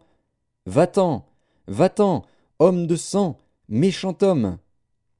L'Éternel fait retomber sur toi tout le sang de la maison de Saül, dont tu occupais le trône, et l'Éternel a livré le royaume entre les mains d'Absalom, ton fils. Et te voilà malheureux comme tu le mérites, car tu es un homme de sang. Alors Abishai, fils de Tseruja, dit au roi, pourquoi ce chien mort maudit-il le roi mon seigneur? Laisse-moi, je te prie, aller lui couper la tête.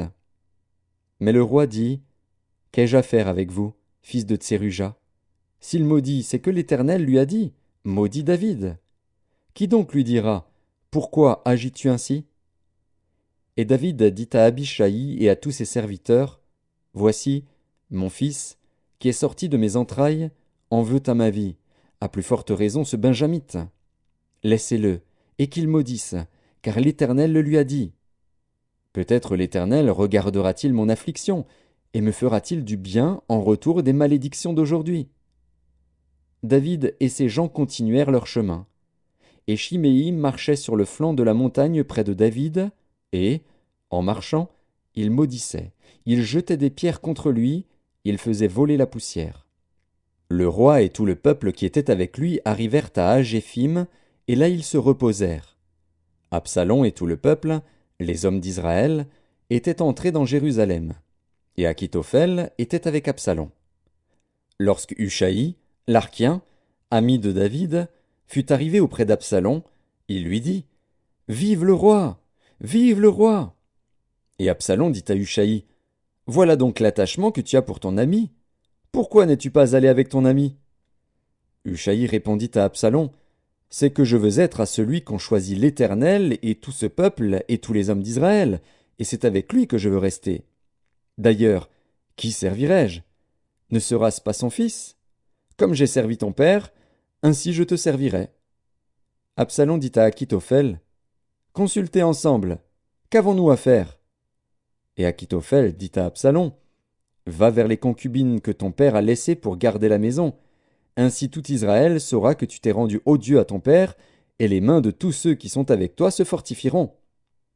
On dressa pour Absalom une tente sur le toit, et Absalom alla vers les concubines de son père, aux yeux de tout Israël. Les conseils donnés en ce temps-là par Achitophel avaient autant d'autorité que si l'on eût consulté Dieu lui-même. Il en était ainsi de tous les conseils d'Achitophel, soit pour David, soit pour Absalom. 2 Samuel, chapitre 17. Achitophel dit à Absalom, laisse-moi choisir 12 000 hommes. Je me lèverai, et je poursuivrai David cette nuit même. Je le surprendrai pendant qu'il est fatigué et que ses mains sont affaiblies. Je l'épouvanterai, et tout le peuple qui est avec lui s'enfuira. Je frapperai le roi seul, et je ramènerai à toi tout le peuple. La mort de l'homme à qui tu en veux assurera le retour de tous, et tout le peuple sera en paix. Cette parole plut à Absalom et à tous les anciens d'Israël. Cependant Absalom dit, appelez encore Hushaï, l'Archien, et que nous entendions aussi ce qu'il dira. Hushaï vint auprès d'Absalom, et Absalom lui dit, voici comment a parlé Achitophel. Devons-nous faire ce qu'il a dit, ou non? Parle, toi. Hushaï répondit à Absalom, pour cette fois le conseil qu'a donné Achitophel n'est pas bon. Et Hushaï dit, tu connais la bravoure de ton père et de ses gens, ils sont furieux comme le serait dans les champs une ours à qui l'on aurait enlevé ses petits. ton père est un homme de guerre, et il ne passera pas la nuit avec le peuple. Voici maintenant, il est caché dans quelque fosse ou dans quelque autre lieu. Et si, dès le commencement, il en est qui tombent sous leur coup, on ne tardera pas à l'apprendre et l'on dira: il y a une défaite parmi le peuple qui suit Absalom. Alors le plus vaillant, eût-il un cœur de lion, sera saisi d'épouvante. Car tout Israël sait que ton père est un héros et qu'il a des braves avec lui. Je conseille donc que tout Israël se rassemble auprès de toi, depuis Dan jusqu'à Beer-Shéba, multitude pareille au sable qui est sur le bord de la mer. Tu marcheras en personne au combat. Nous arriverons à lui en quelque lieu que nous le trouvions, et nous tomberons sur lui comme la rosée tombe sur le sol. Et pas un n'échappera, ni lui ni aucun des hommes qui sont avec lui. S'il se retire dans une ville, tout Israël portera des cordes vers cette ville, et nous la traînerons au torrent, jusqu'à ce qu'on n'en trouve plus une pierre. Absalom et tous les gens d'Israël dirent: le conseil de Hushaï, l'Arkien, vaut mieux que le conseil d'Akitophel. Or l'Éternel avait résolu d'anéantir le bon conseil d'Akitophel, afin d'amener le malheur sur Absalom. Hushaï dit aux sacrificateurs Tsadok et Abiatar: Akitophel a donné tel et tel conseil à Absalom et aux anciens d'Israël. Et moi, j'ai conseillé telle et telle chose. Maintenant, envoyez tout de suite informer David et faites-lui dire: ne passe point la nuit dans les plaines du désert, mais va plus loin, de peur que le roi et tout le peuple qui est avec lui ne soient exposés à périr. Jonathan et Achimaatz se tenaient à En-Rogel. Une servante vint leur dire d'aller informer le roi David, car il n'osait pas se montrer et entrer dans la ville. Un jeune homme les aperçut et le rapporta à Absalom. Mais ils partirent tous deux en hâte, et ils arrivèrent à Bakurim, à la maison d'un homme qui avait un puits dans sa cour, et ils y descendirent. La femme prit une couverture qu'elle étendit sur l'ouverture du puits, et elle y répandit du grain pilé pour qu'on ne se doutât de rien. Les serviteurs d'Absalom entrèrent dans la maison auprès de cette femme, et dirent: où sont Achimaatz et Jonathan? La femme leur répondit: ils ont passé le ruisseau. Ils cherchèrent, et ne les trouvant pas, ils retournèrent à Jérusalem. Après leur départ, Achimaatz et Jonathan remontèrent du puits et allèrent informer le roi David. Ils dirent à David: levez-vous et hâtez-vous de passer l'eau, car Akitophel a conseillé contre vous telle chose. David et tout le peuple qui était avec lui se levèrent et ils passèrent le Jourdain. À la lumière du matin, il n'y en avait pas un qui fût resté à l'écart, pas un qui n'eût passé le Jourdain. Akitophel, voyant que son conseil n'était pas suivi, sella son âne et partit pour s'en aller chez lui dans sa ville. Il donna ses ordres à sa maison, et il s'étrangla. C'est ainsi qu'il mourut, et on l'enterra dans le sépulcre de son père. David arriva à Mahanaïm, et Absalom passa le Jourdain, lui et tous les hommes d'Israël avec lui. Absalom mit Amasa à la tête de l'armée, en remplacement de Joab. Amasa était fils d'un homme appelé Jitra, l'Israélite, qui était allé vers Abigal, fille de Nakash et sœur de Tseruja, mère de Joab. Israël et Absalom campèrent dans le pays de Galaad. Lorsque David fut arrivé à Mahanaïm, Shobi, fils de Nakash, de Rabat des fils d'Amon, Makir, fils d'Amiel, de Lodebar, et Barzilaï, le Galaadite, de Rogelim, apportèrent des lits, des bassins, des vases de terre, du froment, de l'orge, de la farine, du grain rôti, des fèves, des lentilles, des pois rôtis, du miel, de la crème, des brebis et des fromages de vache. Ils apportèrent ces choses à David et au peuple qui était avec lui, afin qu'ils mangeassent, car ils disaient: ce peuple a dû souffrir de la faim, de la fatigue et de la soif, dans le désert. 2 Samuel, chapitre 18. David passa en revue le peuple qui était avec lui, et il établit sur eux des chefs de milliers et des chefs de centaines. Il plaça le tiers du peuple sous le commandement de Joab, le tiers sous celui d'Abishaï, fils de Tseruja, frère de Joab, et le tiers sous celui d'Itaï, de Gath. Et le roi dit au peuple: moi aussi, je veux sortir avec vous. Mais le peuple dit: tu ne sortiras point. Car si nous prenons la fuite, ce n'est pas sur nous que l'attention se portera. Et quand la moitié d'entre nous succomberait, on n'y ferait pas attention. Mais toi, tu es comme 10 000 de nous, et maintenant il vaut mieux que de la ville tu puisses venir à notre secours. Le roi leur répondit, Je ferai ce qui vous paraît bon. Et le roi se tint à côté de la porte, pendant que tout le peuple sortait par centaines et par milliers. Le roi donna cet ordre à Joab, à Abishai et à Itaï, Pour l'amour de moi, doucement avec le jeune Absalom. Et tout le peuple entendit l'ordre du roi à tous les chefs au sujet d'Absalom. Le peuple sortit dans les champs à la rencontre d'Israël, et la bataille eut lieu dans la forêt d'Éphraïm. Là, le peuple d'Israël fut battu par les serviteurs de David, et il y eut en ce jour une grande défaite de 20 000 hommes. Le combat s'étendit sur toute la contrée, et la forêt dévora plus de peuple ce jour-là que l'épée n'en dévora. Absalom se trouva en présence des gens de David. Il était monté sur un mulet. Le mulet pénétra sous les branches entrelacées d'un grand térébinthe, et la tête d'Absalom fut prise au térébinthe. Il demeura suspendu entre le ciel et la terre, et le mulet qui était sous lui passa outre. Un homme ayant vu cela vint dire à Joab, « Voici, j'ai vu Absalom suspendu à un térébinthe. » Et Joab dit à l'homme qui lui apporta cette nouvelle, « Tu l'as vu? Pourquoi donc ne l'as-tu pas abattu sur place? Je t'aurais donné 10 cycles d'argent et une ceinture. » Mais cet homme dit à Joab, « Quand je pèserai dans ma main 1000 cycles d'argent, je ne mettrai pas la main sur le fils du roi, car nous avons entendu cet ordre que le roi t'a donné, à toi, à Abishai et à Itaï, prenez garde chacun au jeune Absalom. Et si j'eusse attenté perfidement à sa vie, rien n'aurait été caché au roi, et tu aurais été toi-même contre moi. » Joab dit, « Je ne m'arrêterai pas auprès de toi. » Et il prit en main 3 javelots, et les enfonça dans le cœur d'Absalom encore plein de vie au milieu du térébinthe. 10 jeunes gens, qui portaient les armes de Joab, entourèrent Absalom, le frappèrent et le firent mourir. Joab fit sonner de la trompette, et le peuple revint, cessant ainsi de poursuivre Israël, parce que Joab l'en empêcha. Ils prirent Absalom, le jetèrent dans une grande fosse au milieu de la forêt, et mirent sur lui un très grand monceau de pierres. Tout Israël s'enfuit, chacun dans sa tente.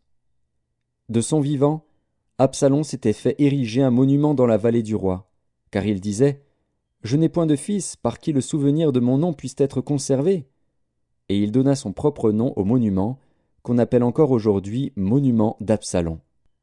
Achimaatz, fils de Tsadok, dit « Laisse-moi courir et porter au roi la bonne nouvelle que l'Éternel lui a rendu justice en le délivrant de la main de ses ennemis. » Joab lui dit « Ce n'est pas toi qui dois porter aujourd'hui les nouvelles. Tu les porteras un autre jour, mais non aujourd'hui, puisque le fils du roi est mort. » Et Joab dit à Cushi, « Va, et annonce au roi ce que tu as vu. » Cushi se prosterna devant Joab et courut. Achimaatz, fils de Tsadok, dit encore à Joab, « Quoi qu'il arrive, laisse-moi courir après Cushi. » Et Joab dit, « Pourquoi veux-tu courir, mon fils? Ce n'est pas un message qui te sera profitable. » « Quoi qu'il arrive, je veux courir, reprit Achimaatz. Et Joab lui dit, « Cours. » Achimaatz courut par le chemin de la plaine, et il devança Cushi. David était assis entre les 2 portes. La sentinelle alla sur le toit de la porte vers la muraille, elle leva les yeux et regarda. Et voici, un homme courait tout seul. La sentinelle cria et avertit le roi. Le roi dit, « S'il est seul, il apporte des nouvelles. » Et cet homme arrivait toujours plus près. La sentinelle vit un autre homme qui courait. Elle cria au portier, « Voici un homme qui court tout seul. » Le roi dit, « Il apporte aussi des nouvelles. » La sentinelle dit, « La manière de courir du premier me paraît celle d'Achimaatz, fils de Tsadok. » Et le roi dit, « C'est un homme de bien, et il apporte de bonnes nouvelles. » Achimaatz cria, et il dit au roi, « Tout va bien. » Il se prosterna devant le roi, la face contre terre, et dit, « Béni soit l'Éternel, ton Dieu, qui a livré les hommes qui levaient la main contre le roi mon seigneur. » Le roi dit, « Le jeune Absalom est-il en bonne santé ?» Achimaatz répondit, « J'ai aperçu un grand tumulte au moment où Joab envoya le serviteur du roi et moi ton serviteur, mais je ne sais ce que c'était. » Et le roi dit, « Mets-toi là de côté. » Et Akhimaatz se tint de côté. Aussitôt arriva Cushi, et il dit, que le roi mon seigneur apprenne la bonne nouvelle. Aujourd'hui l'Éternel t'a rendu justice en te délivrant de la main de tous ceux qui s'élevaient contre toi. Le roi dit à Cushi, le jeune homme Absalom est-il en bonne santé? Cushi répondit, qu'il soit comme ce jeune homme, les ennemis du roi mon seigneur, et tous ceux qui s'élèvent contre toi pour te faire du mal. Alors le roi, saisi d'émotion, monta dans la chambre au-dessus de la porte et pleura. Il disait en marchant, mon fils Absalom, mon fils Absalom, que ne suis-je mort à ta place? Absalom, mon fils, mon fils. 2 Samuel, chapitre 19. On vint dire à Joab, voici, le roi pleure et se lamente à cause d'Absalom. Et la victoire, ce jour-là, fut changée en deuil pour tout le peuple, car en ce jour le peuple entendait dire, le roi est affligé à cause de son fils. Ce même jour, le peuple rentra dans la ville à la dérobée, comme l'auraient fait des gens honteux d'avoir pris la fuite dans le combat. Le roi s'était couvert le visage, et il criait à haute voix, mon fils Absalom, Absalom, mon fils, mon fils.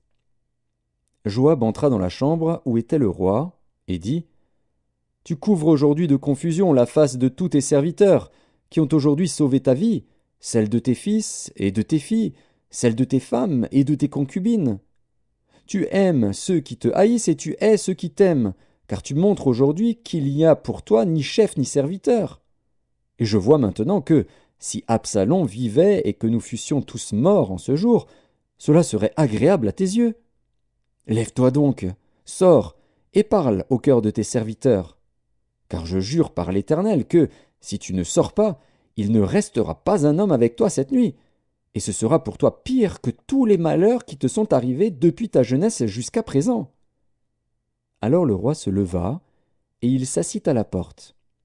On fit dire à tout le peuple, voici, le roi est assis à la porte. Et tout le peuple vint devant le roi. Cependant Israël s'était enfui, chacun dans sa tente. Et dans toutes les tribus d'Israël, tout le peuple était en contestation, disant, le roi nous a délivrés de la main de nos ennemis, c'est lui qui nous a sauvés de la main des Philistins, et maintenant il a dû fuir du pays devant Absalom. Or Absalom, que nous avions oint pour qu'il régnât sur nous, est mort dans la bataille. Pourquoi ne parlez-vous pas de faire revenir le roi? De son côté, le roi David envoya dire aux sacrificateurs Tsadok et Abiatar, parlez aux anciens de Juda, et dites-leur, pourquoi seriez-vous les derniers à ramener le roi dans sa maison? Car ceux qui se disaient dans tout Israël étaient parvenus jusqu'au roi. Vous êtes mes frères, vous êtes mes os et ma chair. Pourquoi seriez-vous les derniers à ramener le roi? Vous direz aussi à Amasa, n'es-tu pas mon os et ma chair? Que Dieu me traite dans toute sa rigueur, si tu ne deviens pas devant moi pour toujours chef de l'armée à la place de Joab. David fléchit le cœur de tous ceux de Juda, comme s'ils n'eussent été qu'un seul homme. Et ils envoyèrent dire au roi, reviens, toi et tous tes serviteurs. Le roi revint et arriva jusqu'au Jourdain. Et Juda se rendit à Gilgal, afin d'aller à la rencontre du roi et de lui faire passer le Jourdain. Shimei, fils de Guéra, benjamite, qui était de Bachurim, se hâta de descendre avec ceux de Juda à la rencontre du roi David.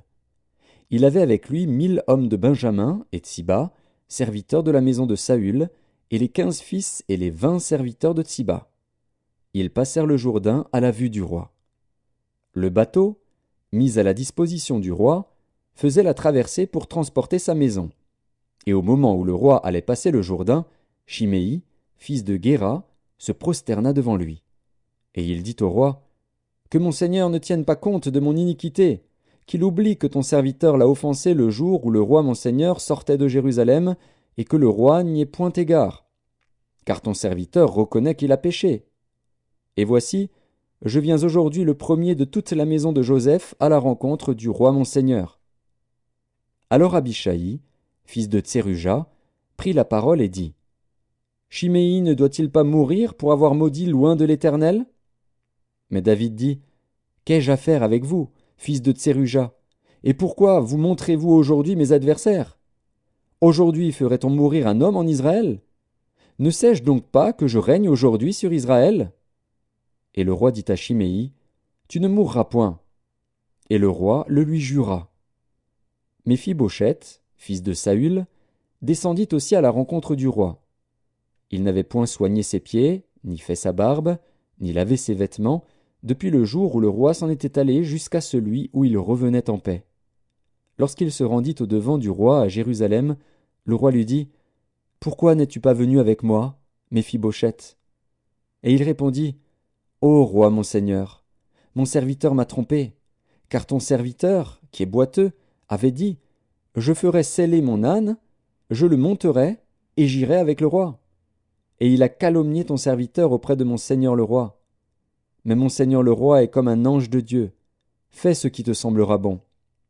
Car tous ceux de la maison de mon père n'ont été que des gens dignes de mort devant le roi mon seigneur. Et cependant tu as mis ton serviteur au nombre de ceux qui mangent à ta table. Quel droit puis-je encore avoir, et qu'ai-je à demander au roi? Le roi lui dit, À quoi bon toutes tes paroles? Je l'ai déclaré, toi et Tsiba, vous partagerez les terres. Et Méphibosheth dit au roi, Qu'il prenne même le tout, puisque le roi mon seigneur rentre en paix dans sa maison. Barzillai, le Galaadite, descendit de Rogélim, et passa le Jourdain avec le roi, pour l'accompagner jusqu'au-delà du Jourdain. Barzillai était très vieux, âgé de 80 ans. Il avait entretenu le roi pendant son séjour à Mahanaïm, car c'était un homme fort riche. Le roi dit à Barzillai, Viens avec moi, je te nourrirai chez moi à Jérusalem. Mais Barzillai répondit au roi, Combien d'années vivrai-je encore, pour que je monte avec le roi à Jérusalem? Je suis aujourd'hui âgé de 80 ans. Puis-je connaître ce qui est bon et ce qui est mauvais? Ton serviteur peut-il savourer ce qu'il mange et ce qu'il boit? Puis-je encore entendre la voix des chanteurs et des chanteuses? Et pourquoi ton serviteur serait-il encore à charge à mon seigneur le roi? Ton serviteur ira un peu au-delà du Jourdain avec le roi. Pourquoi, d'ailleurs, le roi m'accorderait-il ce bienfait? Que ton serviteur s'en retourne, et que je meure dans ma ville, près du sépulcre de mon père et de ma mère. Mais voici ton serviteur Kimham, qui passera avec le roi mon seigneur. Fais pour lui ce que tu trouveras bon. Le roi dit, Que Kimham passe avec moi, et je ferai pour lui ce qui te plaira. Tout ce que tu désireras de moi, je te l'accorderai. Quand tout le peuple eut passé le Jourdain et que le roi l'eut aussi passé, le roi baisa Barzillai et le bénit. Et Barzillai retourna dans sa demeure. Le roi se dirigea vers Gilgal, et Kimham l'accompagna. Tout le peuple de Juda et la moitié du peuple d'Israël avaient fait passer le Jourdain au roi. Mais voici, tous les hommes d'Israël abordèrent le roi et lui dirent, Pourquoi nos frères, les hommes de Juda, t'ont-ils enlevé et ont-ils fait passer le Jourdain au roi, à sa maison et à tous les gens de David? Tous les hommes de Juda répondirent aux hommes d'Israël, C'est que le roi nous tient de plus près. Et qui a-t-il là pour vous irriter? Avons-nous vécu aux dépens du roi? Nous a-t-il fait des présents? Et les hommes d'Israël répondirent aux hommes de Juda, Le roi nous appartient 10 fois autant, et David même plus qu'à vous. Pourquoi nous avez-vous méprisés?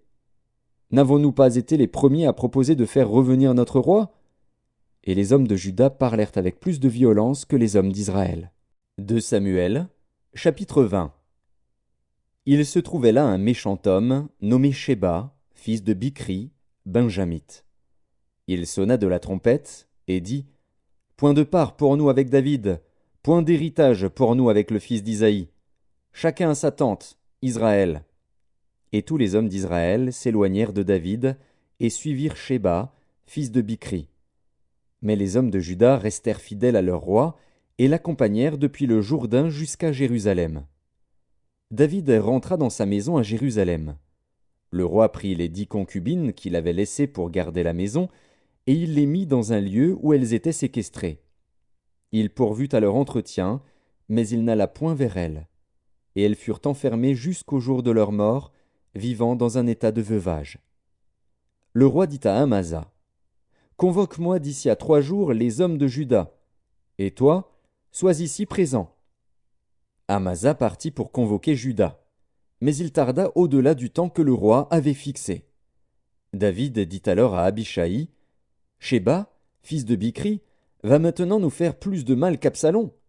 Prends toi-même les serviteurs de ton maître et poursuis-le, de peur qu'il ne trouve des villes fortes et ne se dérobe à nos yeux. » Et Abishai partit, suivi des gens de Joab, des Kérétiens et des Pélétiens, et de tous les vaillants hommes.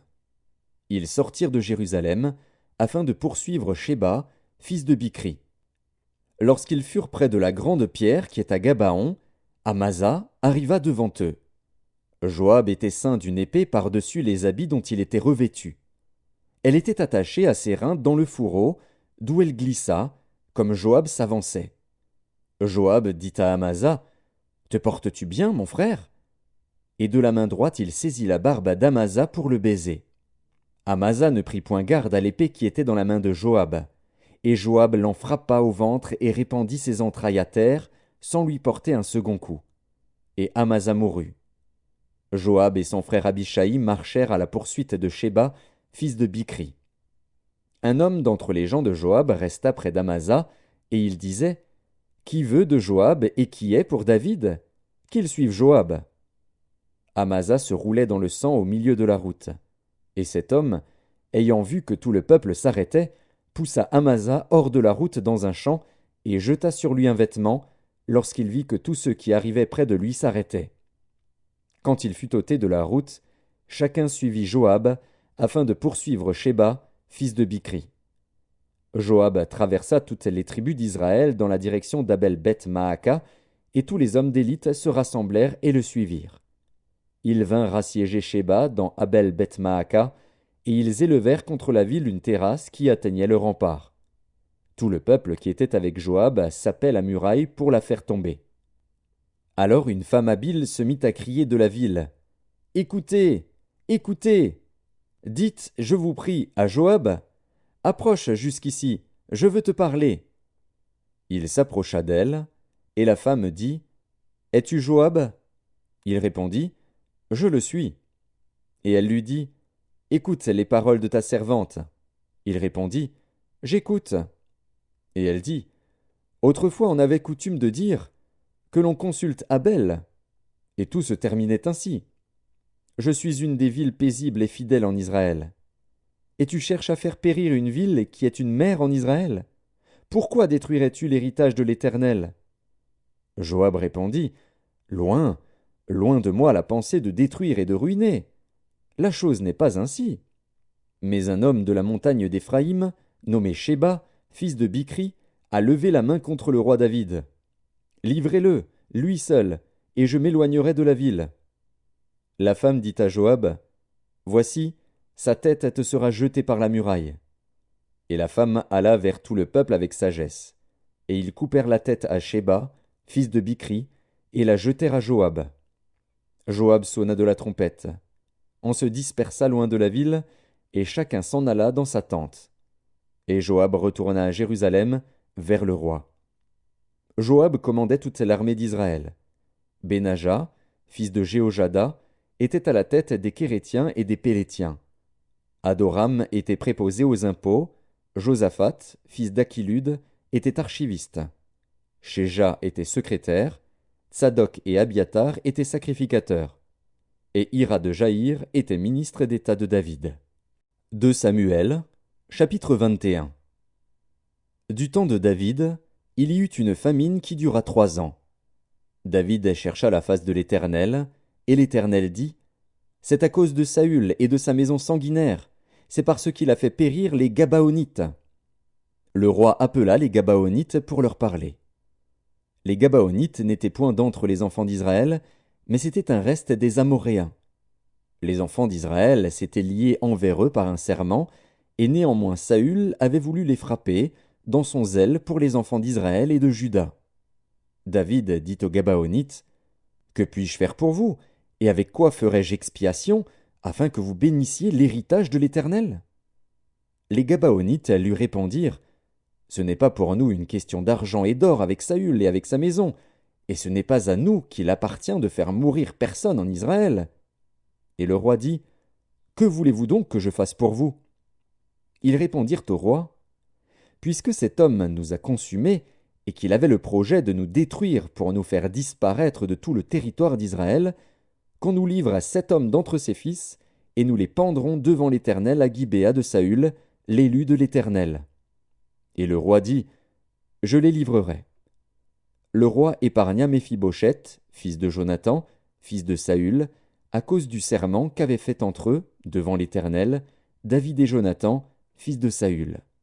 Mais le roi prit les 2 fils que Ritzpa, fille d'Ajja, avait enfantés à Saül, Harmoni et Méphibosheth, et les 5 fils que Mérab, fille de Saül, avait enfantés à Adriel de Méhola, fils de Barzilai.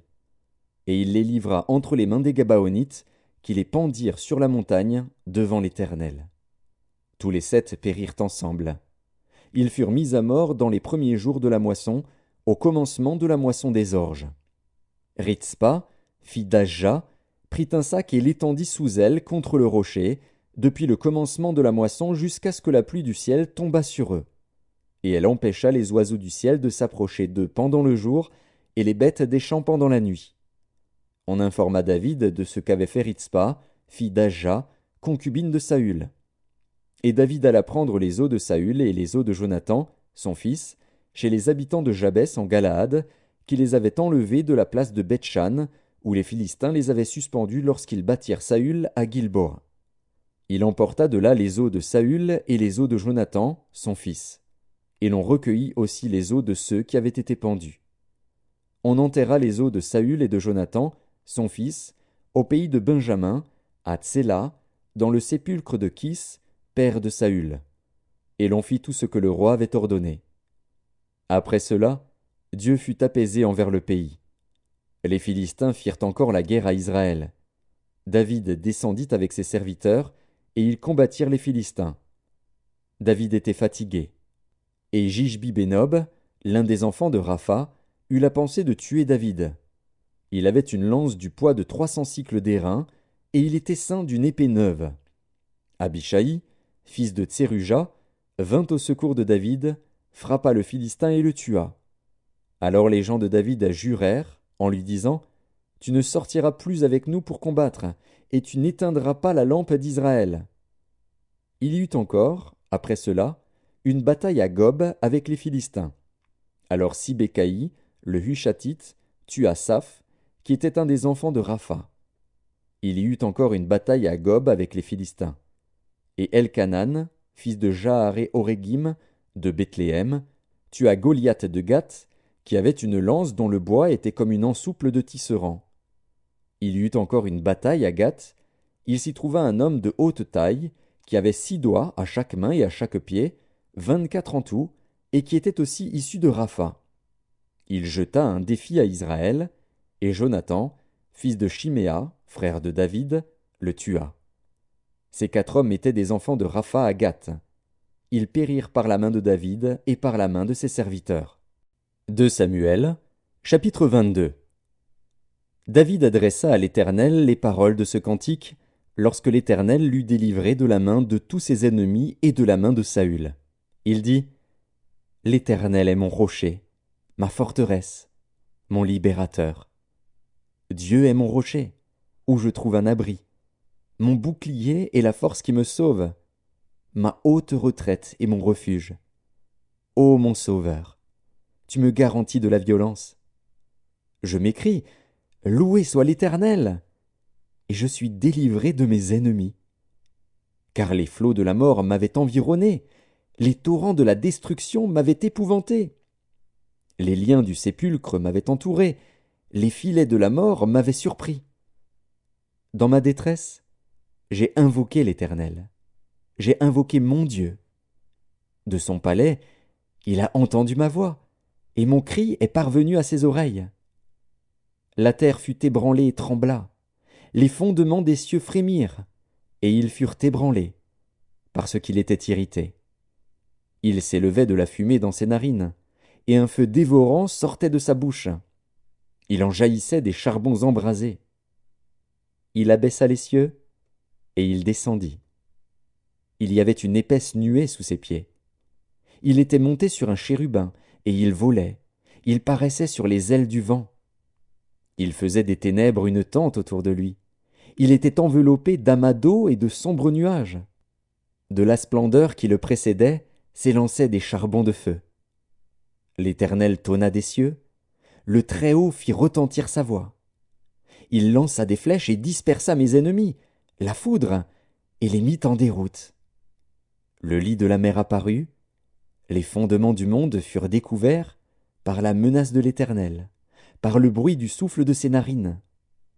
Il étendit sa main d'en haut, il me saisit, il me retira des grandes eaux. Il me délivra de mon adversaire puissant, de mes ennemis qui étaient plus forts que moi. Il m'avait surpris au jour de ma détresse, mais l'Éternel fut mon appui. Il m'a mis au large, il m'a sauvé, parce qu'il m'aime. L'Éternel m'a traité selon ma droiture, il m'a rendu selon la pureté de mes mains. Car j'ai observé les voies de l'Éternel, et je n'ai point été coupable envers mon Dieu. Toutes ses ordonnances ont été devant moi, et je ne me suis point écarté de ses lois. J'ai été sans reproche envers lui, et je me suis tenu en garde contre mon iniquité. Aussi l'Éternel m'a rendu selon ma droiture, selon ma pureté devant ses yeux. Avec celui qui est bon, tu te montres bon. Avec l'homme droit, tu agis selon ta droiture. Avec celui qui est pur, tu te montres pur. Et avec le pervers, tu agis selon sa perversité. Tu sauves le peuple qui s'humilie, et de ton regard, tu abaisses les orgueilleux. Oui, tu es ma lumière, ô Éternel. L'Éternel éclaire mes ténèbres. Avec toi je me précipite sur une troupe en armes, avec mon Dieu je franchis une muraille. Les voies de Dieu sont parfaites, la parole de l'Éternel est éprouvée. Il est un bouclier pour tous ceux qui se confient en lui. Car qui est Dieu, si ce n'est l'Éternel? Et qui est un rocher, si ce n'est notre Dieu? C'est Dieu qui est ma puissante forteresse, et qui me conduit dans la voie droite. Il rend mes pieds semblables à ceux des biches, et il me place sur mes lieux élevés. Il exerce mes mains au combat, et mes bras tendent l'arc d'airain. Tu me donnes le bouclier de ton salut, et je deviens grand par ta bonté.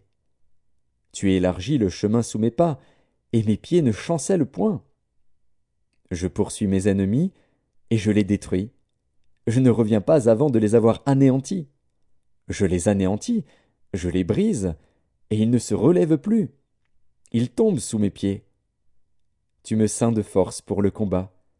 Tu fais plier sous moi mes adversaires. Tu fais tourner le dos à mes ennemis devant moi, et j'extermine ceux qui me haïssent. Ils regardent autour d'eux, et personne pour les sauver. Ils crient à l'Éternel, et il ne leur répond pas. Je les broie comme la poussière de la terre, je les écrase, je les foule comme la boue des rues. Tu me délivres des dissensions de mon peuple. Tu me conserves pour chef des nations. Un peuple que je ne connaissais pas m'est asservi. Les fils de l'étranger me flattent, ils m'obéissent au premier ordre. Les fils de l'étranger sont en défaillance, ils tremblent hors de leur forteresse. Vive l'Éternel est vivant, et béni soit mon rocher. Que Dieu, le rocher de mon salut, soit exalté, le Dieu qui est mon vengeur, qui m'assujettit les peuples, et qui me fait échapper à mes ennemis. Tu m'élèves au-dessus de mes adversaires, tu me délivres de l'homme violent. C'est pourquoi je te louerai parmi les nations, ô Éternel, et je chanterai à la gloire de ton nom. Il accorde de grandes délivrances à son roi, et il fait miséricorde à son oint, à David, et à sa postérité, pour toujours. 2 Samuel, chapitre 23. Voici les dernières paroles de David. Paroles de David, fils d'Isaïe, paroles de l'homme haut placé, de loin du Dieu de Jacob, du chantre agréable d'Israël.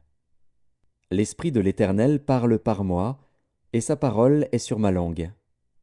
Le Dieu d'Israël a parlé, le rocher d'Israël m'a dit, « Celui qui règne parmi les hommes avec justice, celui qui règne dans la crainte de Dieu, est pareil à la lumière du matin, quand le soleil brille et que la matinée est sans nuages. Ses rayons après la pluie font sortir de terre la verdure. N'en est-il pas ainsi de ma maison devant Dieu, puisqu'il a fait avec moi une alliance éternelle, en tout point bien réglé et offrant pleine sécurité? Ne fera-t-il pas germer tout mon salut et tous mes désirs? Mais les méchants sont tous comme des épines que l'on rejette, et que l'on ne prend pas avec la main. Celui qui les touche s'arme d'un fer ou du bois d'une lance, et on les brûle au feu sur place. Voici les noms des vaillants hommes qui étaient au service de David. Josheb Bas-Shébet, le Tachkémonite, l'un des principaux officiers. Il brandit sa lance sur 800 hommes, qu'il fit périr en une seule fois. Après lui, Éléazar, fils de Dodo, fils d'Akoshi. Il était l'un des 3 guerriers qui affrontèrent avec David les Philistins rassemblés pour combattre, tandis que les hommes d'Israël se retiraient sur les hauteurs. Il se leva et frappa les Philistins jusqu'à ce que sa main fût lasse et qu'elle restât attachée à son épée. L'Éternel opéra une grande délivrance ce jour-là. Le peuple revint après Éléazar, seulement pour prendre les dépouilles. Après lui, Shamma, fils d'Agé, d'Arar. Les Philistins s'étaient rassemblés à Léchi. Il y avait là une pièce de terre remplie de lentilles, et le peuple fuyait devant les Philistins. Shamma se plaça au milieu du champ, le protégea et battit les Philistins. Et l'Éternel opéra une grande délivrance. 3 des 30 chefs descendirent au temps de la moisson et vinrent auprès de David, dans la caverne d'Adulam, lorsqu'une troupe de Philistins était campée dans la vallée des Réphaïm. David était alors dans la forteresse, et il y avait un poste de Philistins à Bethléem. David eut un désir, et il dit, « Qui me fera boire de l'eau de la citerne qui est à la porte de Bethléem ?» Alors les 3 vaillants hommes passèrent au travers du camp des Philistins, et puisèrent de l'eau de la citerne qui est à la porte de Bethléem. Ils la portèrent et la présentèrent à David. Mais il ne voulut pas la boire, et il la répandit devant l'Éternel. Il dit, « Loin de moi, ô Éternel, la pensée de faire cela. Boirai-je le sang de ces hommes qui sont allés au péril de leur vie ?» Et il ne voulut pas la boire.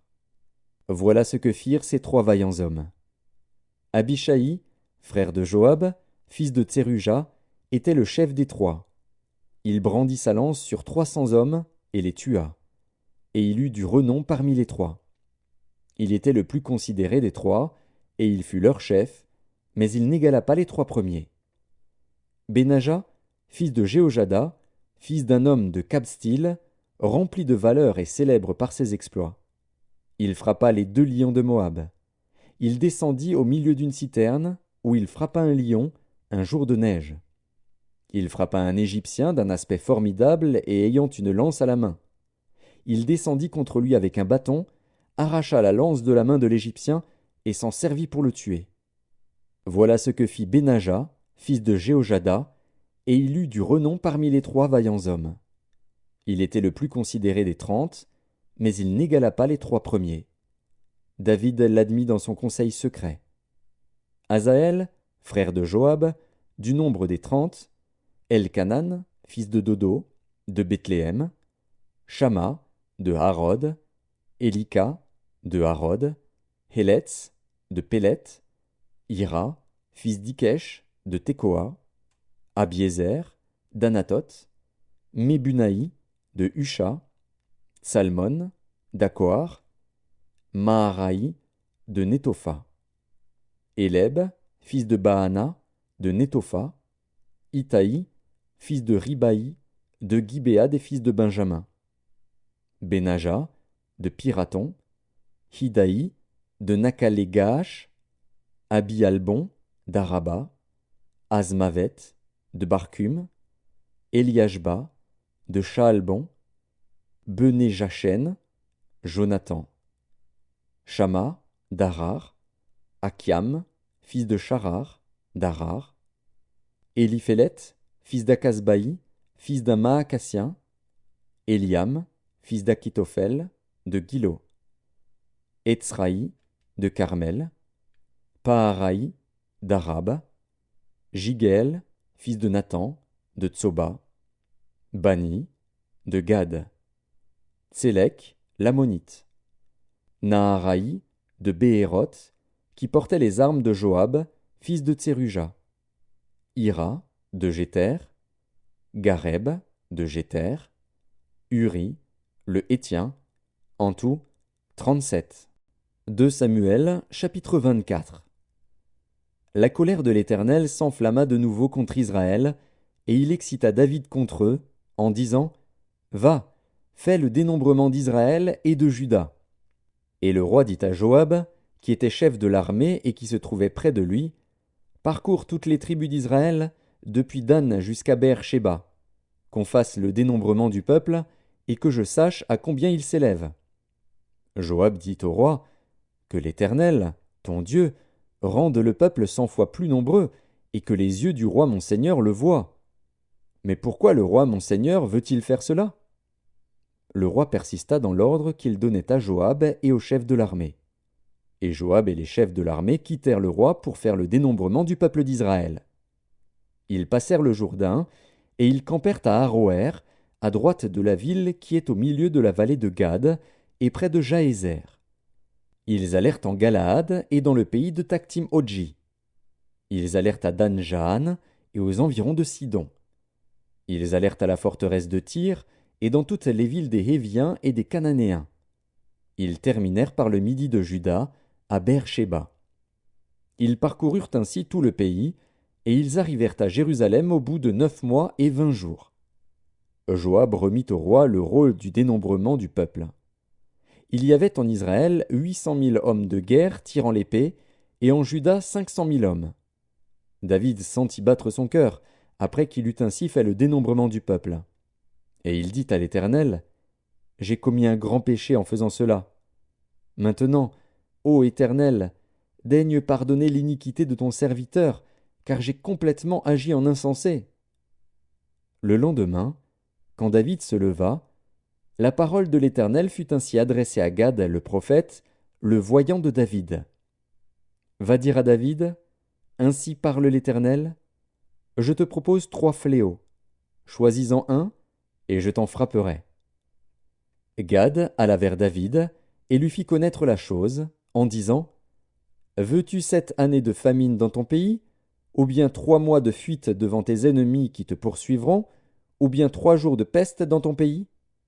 Maintenant choisis, et vois ce que je dois répondre à celui qui m'envoie. David répondit à Gad: Je suis dans une grande angoisse. Oh, tombons entre les mains de l'Éternel, car ses compassions sont immenses, mais que je ne tombe pas entre les mains des hommes. L'Éternel envoya la peste en Israël, depuis le matin jusqu'au temps fixé. Et, de Dan à Beer-Shéba, il mourut 70 000 hommes parmi le peuple. Comme l'ange étendait la main sur Jérusalem pour la détruire, l'Éternel se repentit de ce mal, et il dit à l'ange qui faisait périr le peuple: Assez! Retire maintenant ta main. L'ange de l'Éternel était près de l'aire d'Aravna, le Jébusien. David, voyant l'ange qui frappait parmi le peuple, dit à l'Éternel: Voici, j'ai péché. C'est moi qui suis coupable. Mais ces brebis, qu'ont-elles fait? Que ta main soit donc sur moi et sur la maison de mon père. Ce jour-là, Gad vint auprès de David et lui dit: Monte, élève un autel à l'Éternel dans l'aire d'Aravna, le Jébusien. David monta, selon la parole de Gad, comme l'Éternel l'avait ordonné. Aravna regarda, et il vit le roi et ses serviteurs qui se dirigeaient vers lui. Et Aravna sortit, et se prosterna devant le roi, le visage contre terre. Aravna dit: Pourquoi mon seigneur le roi vient-il vers son serviteur? Et David répondit: Pour acheter de toi l'aire et pour y bâtir un autel à l'Éternel, afin que la plaie se retire de dessus le peuple. Aravna dit à David: Que mon seigneur le roi prenne l'aire, et qu'il y offre les sacrifices qui lui plaira. Vois, les bœufs seront pour l'holocauste, et les chars avec l'attelage serviront de bois. Aravna donna le tout au roi. Et Aravna dit au roi: Que l'Éternel ton Dieu te soit favorable. Mais le roi dit à Aravna: Non, je veux l'acheter de toi à prix d'argent, et je n'offrirai point à l'Éternel, mon Dieu, des holocaustes qui ne me coûtent rien. Et David acheta l'aire et les bœufs pour 50 sicles d'argent. David bâtit là un autel à l'Éternel, et il offrit des holocaustes et des sacrifices d'action de grâce. Alors l'Éternel fut apaisé envers le pays, et la plaie se retira d'Israël.